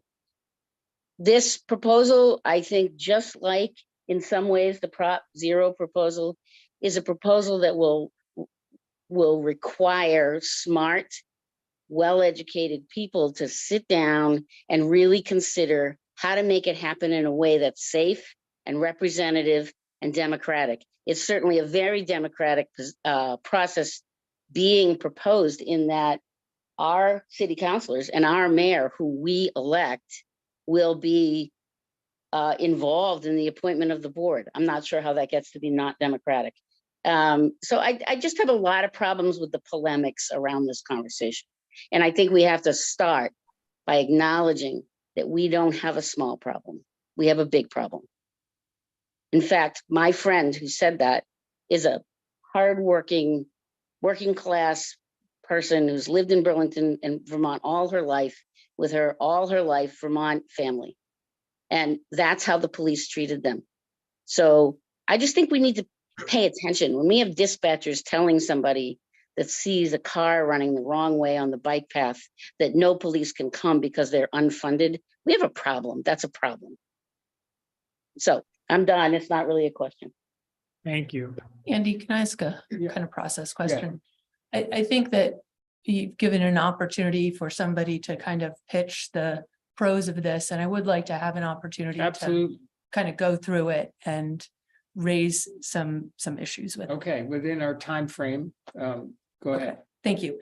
So this creates a new department in the city, as well as a paid board of seemingly 9 members, I think 7 appointed by the organizations, plus the REIB director who would be paid otherwise, and a city councilor, all of whom would be paid for their time.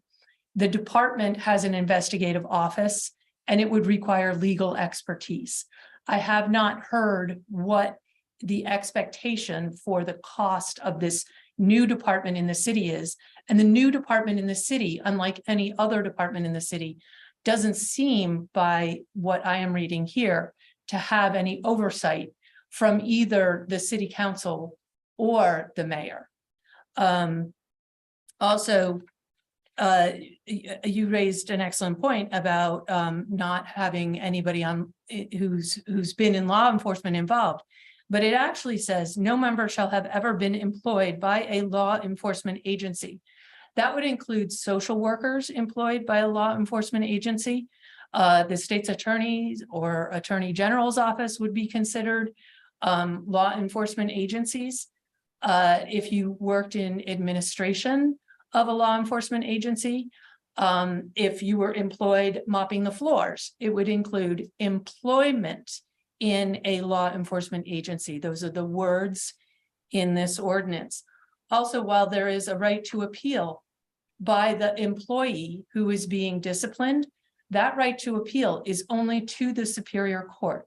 This would take away their legally bargained rights for grievance and arbitration, which is a general thing that most, I think all unions have it takes away that right.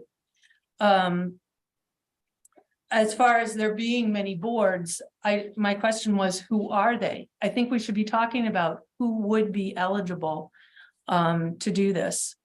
And this is just to give you an idea, when we're talking about Proposition 0 and putting things on the ballot that would be binding. I have spent many years on serving on our ordinance committee and our charter change committee and going through word by word, things like this, which is, I don't know if this is like 7 or 8 pages. What you will see on the ballot is a short paragraph. And I think that if we are asking the public to vote on things like this, the public should be expected to go through them with the fine-tooth comb that I and my colleagues and city staff go through this with, because there is a lot in here. And I don't think that it meets the standards for fair employment practices. I think that there are concerns that if discipline were meted out by this group, it wouldn't be held up in court, because we heard that from our city attorney. It also, the police, the chief, yep, the chief has the right to discipline. Even under this, the chief still has a right to take somebody off the streets who he may deem to be unsafe. And while we may all have a vision of a very liberal board, we cannot be assured that in the future. That board has the right to put that officer back on the street, that this police chief took off the street, because they have the right to change the discipline that is meted out by the police chief. There's a lot to be fleshed out here. And it's not all in the, you don't know that when you read the title of this ordinance. Tyler, you want to have a. Yeah, I appreciate the opportunity. I guess to address a couple quick things. One, in terms of the payment and funding on the board, it states that payment is just by the compensated for their time by the livable wage standard. And so this is just at the board takes up cases at their discretion. And so it would be, you know, and I just read an article today from the statewide, like an oversight committee, and they said they don't often take up cases and it's not a lot of the time they're spending on it. So this is, the compensation is mostly to ensure that the time that they do spend on cases, they're getting compensated for, but it's not expected to be a large expense. To address the concerns about not anyone from current or former law enforcement, yeah, I appreciate those concerns. And one of the big functions of the board is that it would help to build community trust where it is lacking, particularly among folks that have been historically marginalized by the police system. If the board could be made up of current or former police officers, it would likely significantly undermine that trust. Imagine if some of the officers folks were protesting about could make it onto the board. Furthermore, the board is meant to give the rest of the community a real seat at the table. Current and former officers already have mechanisms for providing input via the police union or the current department. And I think that part of the concern with this question is that members of the board wouldn't have complete enough understanding to do their job. For one, they're going to be picking up investigations that started with the department and have to work closely with the chief and officers to understand the case.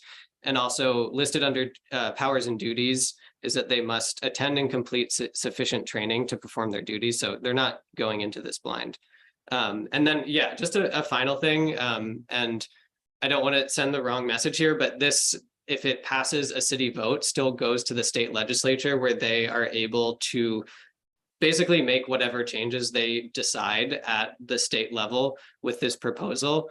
And so I think that a really important bottom line here is that the mayor stated 2 years ago that this is a serious problem and nothing has happened on it. And this is our opportunity to send a clear message to city and state officials that oversight is a critical issue that we need to address now. Yeah, this is a really rare opportunity to do that. And I don't have faith that that will happen if we don't take action. So it's very clear that there's much more to say about this. I'd like to say one quick thing. Okay, Charlie, but before we go into it, and we do have to stop because we're going to talk about redistricting as well. But where can people go for more information? Yeah, thank you. Peopleforpoliceaccountability.com.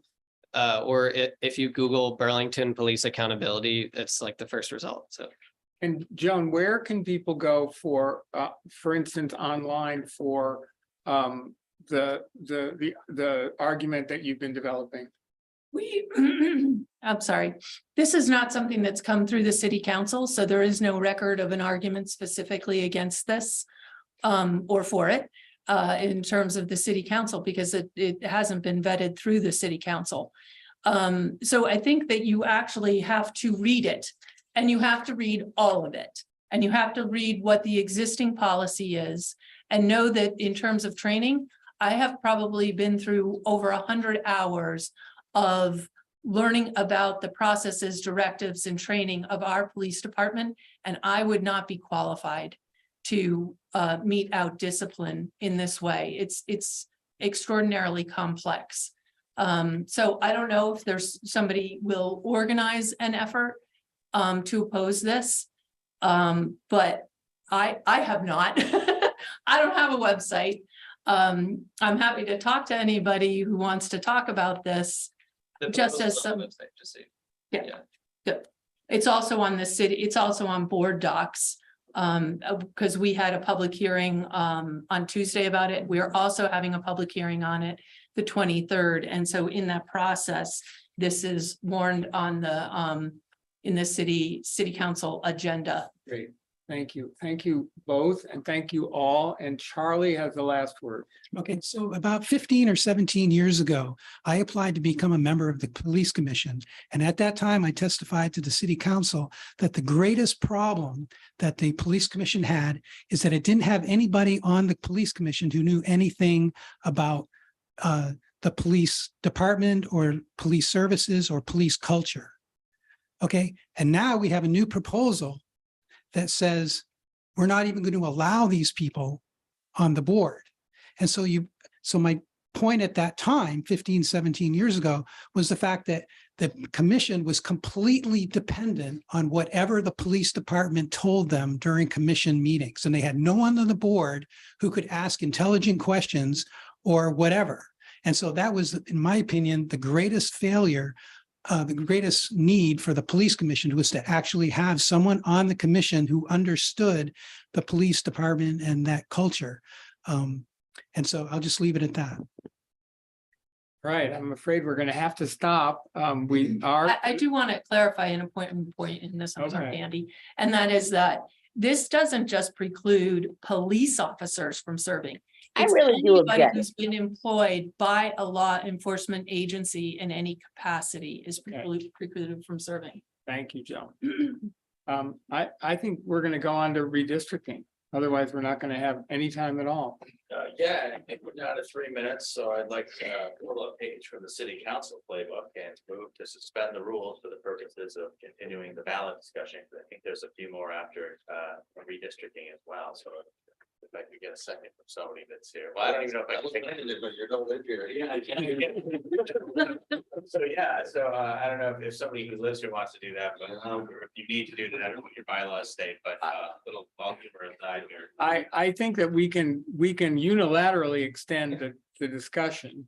Though I think that we could unilaterally also move the last two ballot items to February, but let's talk about redistricting.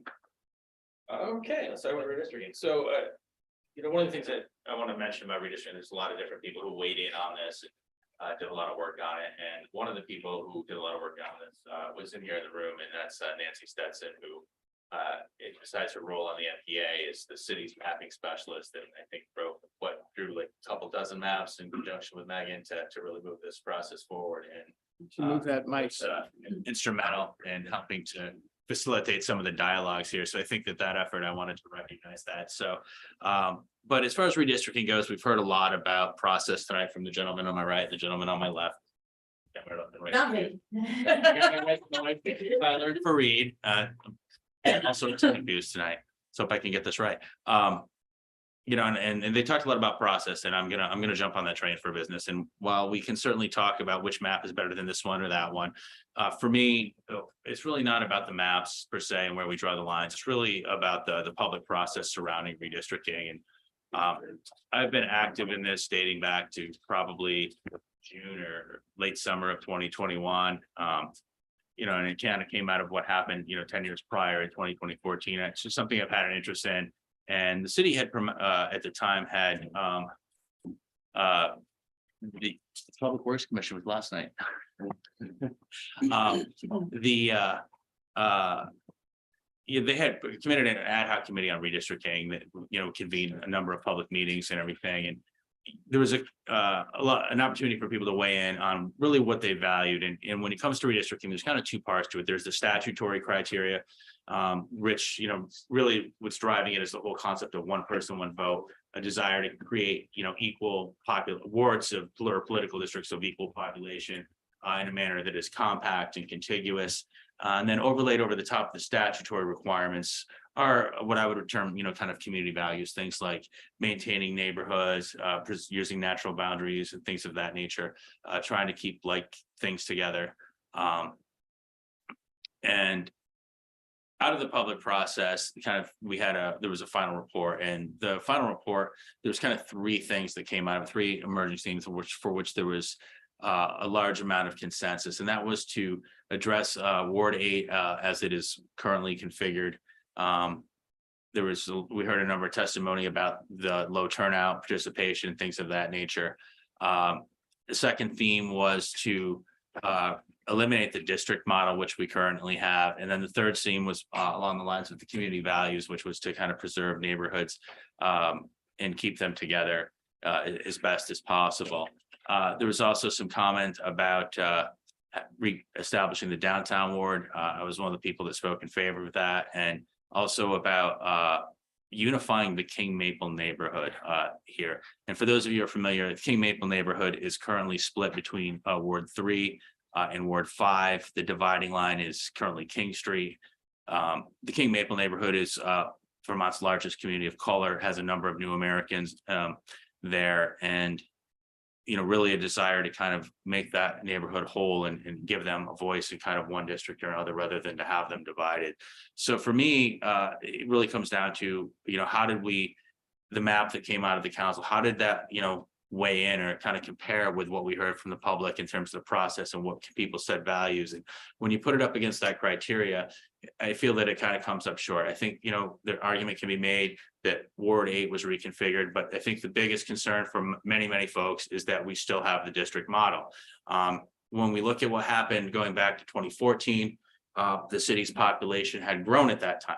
At that time, there was 7 wards with 14 councilors. So one would think that as population grows, representation may grow alongside it, so that we can keep, you know, the same number of people that are represented by a single councilor. That didn't happen. To the contrary, the size of the council was actually reduced. The city lost representation, went from 14 to 12. The cities continued to grow. And we heard also a fair amount of critique, or rather feedback, if you will, about wanting to return to a model where folks had 2 councilors per ward. So I think that kind of, in my view, really narrowed it down to like a 6, 7, or 8 ward option, you know, corresponding 12, 14, or 16, as it were, you know, if you do the math. And I think one thing we need to recognize, that the more wards you have, the smaller the population in each ward. So if you have a 6-ward model, you can do the math on that, the total population in each individual ward in a 6-ward model would be larger than the total population in an 8-ward model, which kind of brings us back full circle as to why the heck are we here in the first place? Well, the reason for that is the census. And under the current 8-ward system, we had outsized growth in the eastern part of the city in Ward 1, largely, I think, driven by some of the new development in known as, I think, Bayberry Commons, the former SD Ireland Quarry.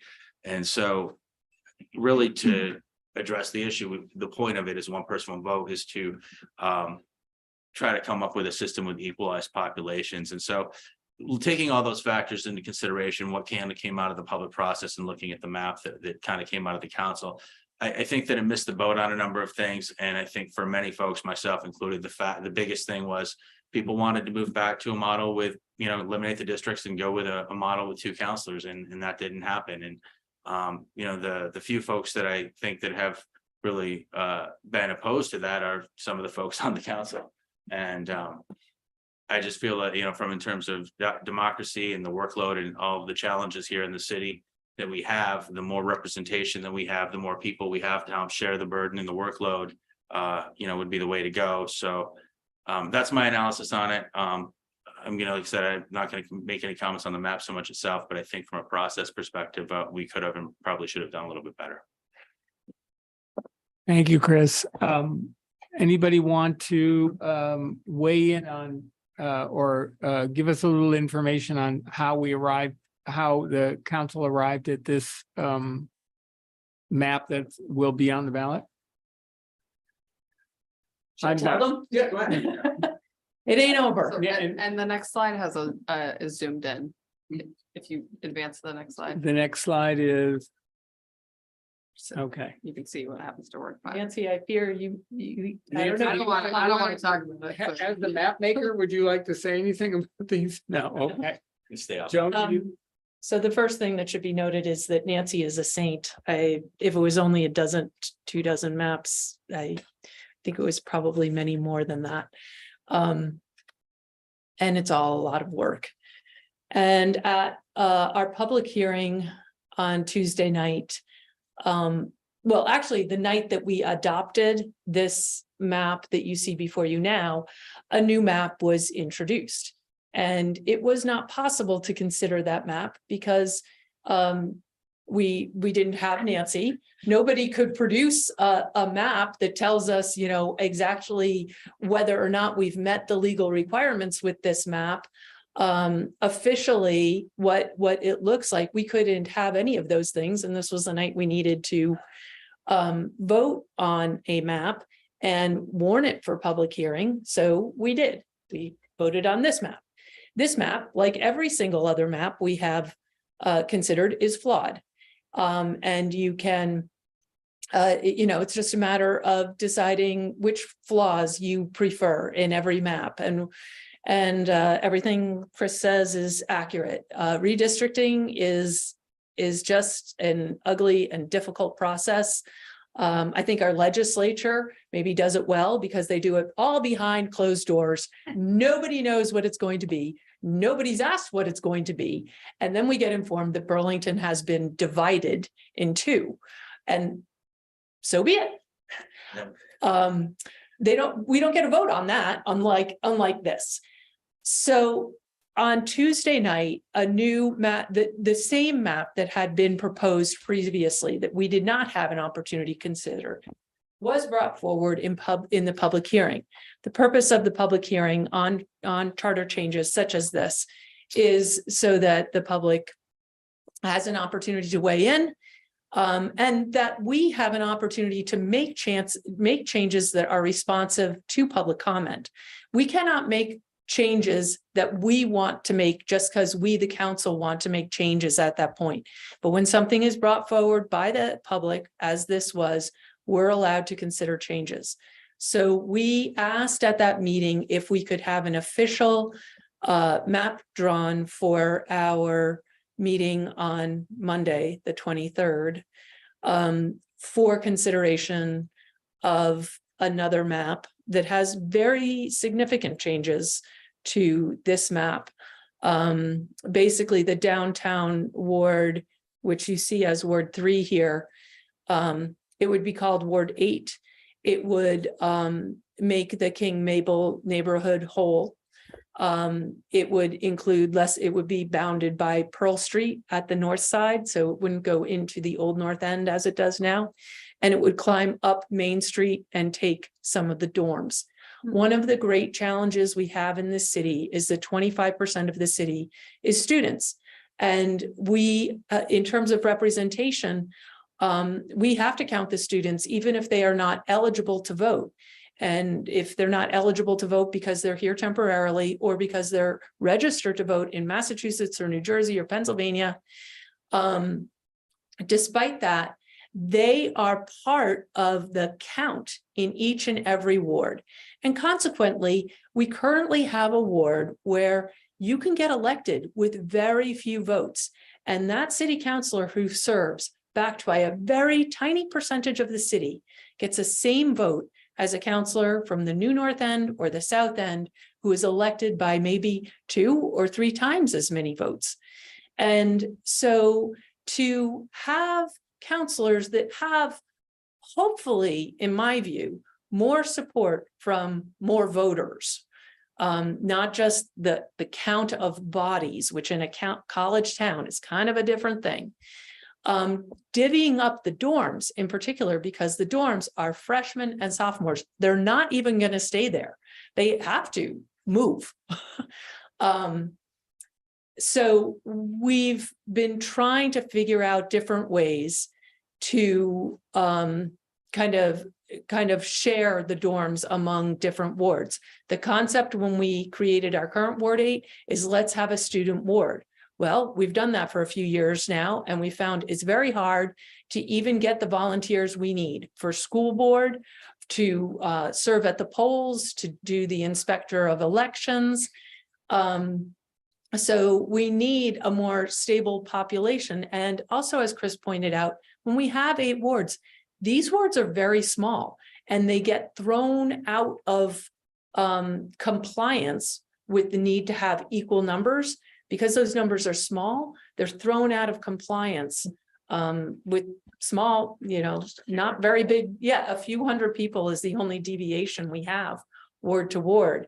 And so when you have a large development that goes in or a new dorm built, the whole thing is thrown out of whack.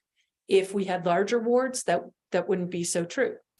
I would be in favor of having some at-large representation on the council, but that was not favored. I don't think it was favored in your committee. I don't know. Well, I wasn't on the committee. Oh, okay. But it wasn't favored on the council. And as far as having 2, everybody in the city currently has 2 representatives, one from their ward, one from their district. I agree with Chris, and as far as I don't really like the system either, it's only better than the alternative. As I said, everything is a trade-off. And as somebody who has served on the council for a long time, has tried to recruit people to run for council for decades, it's hard to recruit people. It's hard to get people to serve. And 16 councilors is unwieldy. When I remember way back with Peter Covell, him saying, when I go to mayor's conferences, people will be, talking about having to serve with a board of 9 counselors and everybody's pitying them. And then I walk in and say, I got 14, which is that's not the way communities are typically run. There are optimal numbers for decision-making bodies, and it's a smaller number. Most of our communities in Vermont have boards of 5 people, sometimes 7. So going up to 16 as somebody who's doing the work at the table, Chris is right. There are a lot of us doing the work at the table now and prior to now who see that as problematic. Can I ask a clarifying question to both of you who have been waiting in the weeds for a long time? The map that is currently proposed or has most recently been proposed is not a final map. It's not a finalized map. Is that correct? I hate to say this in front of Nancy, but that is a possibility. It could be the final map, but it could be changed on Monday. There's an opportunity to change what we presented as the final map. So on Monday, at Monday's city council meeting, there will be a final redistricting proposal put forward, or that is most likely. We were told that we have until the 31st is the last day in terms of getting something printed for the ballot. So that's our last practical day. I think the council has a strong desire to make the decision on the 23rd. I don't think we can put this off until the very last hour that it has to get printed. Okay. We're gonna go for 3 more minutes. Chris, did you have another comment? I was just gonna say, initially, one of the arguments that I think we heard to Councilor Shannon's point was the, in the previous cycle, there was an effort, I think, to kind of put all of the college students together in one word, the word 8, which in political terms is called packing.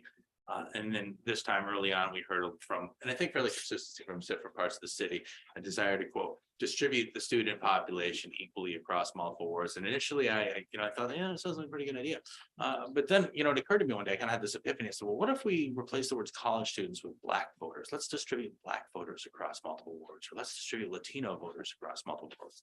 I'm like, that doesn't really sound so good. So for me personally, it just kind of came down to people live where they live.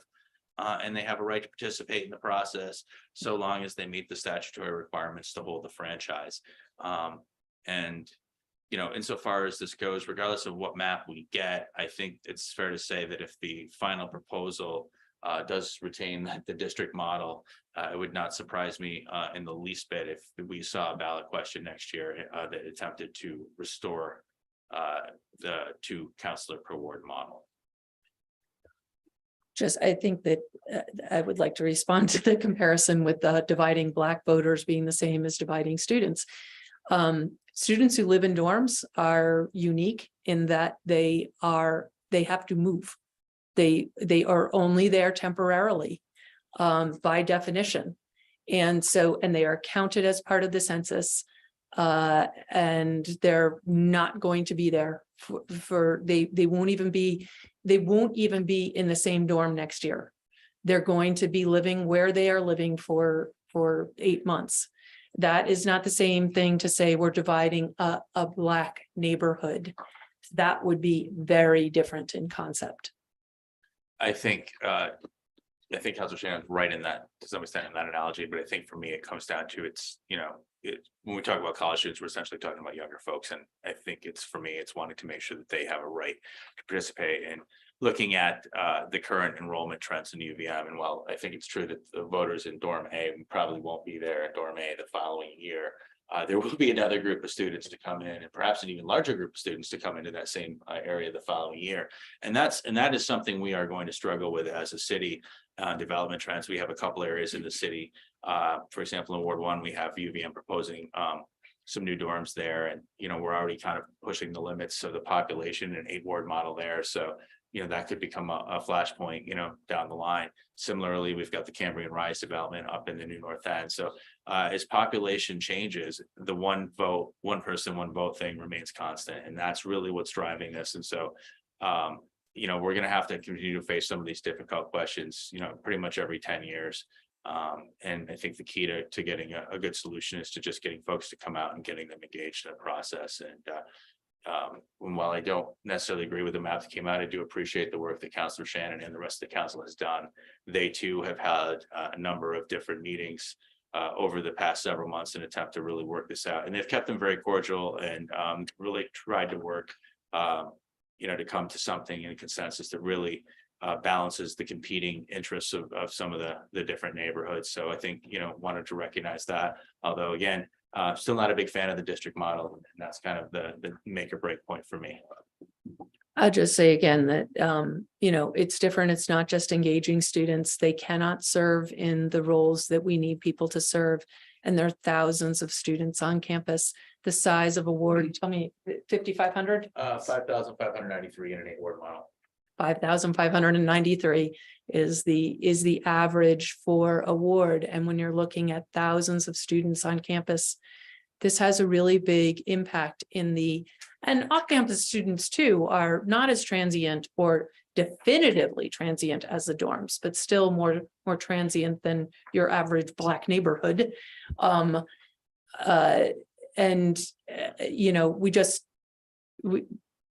We've seen those who have been stepping up to the plate in Ward 8 have really been telling us this doesn't work. We don't have the people that we need, and they have to bring in people from other wards because they do not have the volunteers to run their polls. All right, we're gonna have to stop. Thank you very much for everybody that hung in there for this extra long meeting. Oh, Ben's hand's up. And Ben's hand is up. And I will give Ben the last word on this, and then we're going to close. I want to remind people that the next Ward 5 NPA meeting is February 16th, always the third Thursday in the month. I'm sure we will be continuing these discussions at that meeting, and I really appreciate everybody's participation. Ben. Well, thanks, Andy. I'll try not to drag it on too long. I do want to say, in joining the council last April, one of the first things that I dove into was redistricting and found it to be an incredibly complicated process that's taken a significant amount of time, both from Nancy, as folks have mentioned. Really appreciate the input from Chris and other community members, as well as obviously my other colleagues on the council. I think folks have spoken to some of the issues. I don't think any map we're able to come up with is going to be perfect. If I had to sort of read the tea leaves heading into our council meeting next Monday, I don't think we're going to end up with a map that's significantly different than that you had posted on the screen. I can tell you, and this is in response to some of the Q&A that you see in the Zoom, that there's a number of us who are continuing to work on some tweaks to the map that you had up, including to further address the issues with respect to the Maple King neighborhood.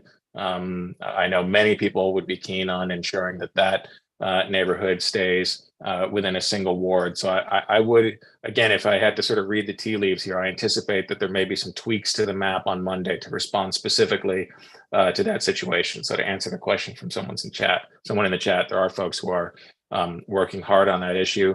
And Andy, I may actually be able to save you some time in your next meeting, because one of the other charter change questions that you were going to talk about is one that quite simply would allow, if voters support it, for a polling place to be outside of the ward. So right now, 8 wards, every ward has to have its own polling place.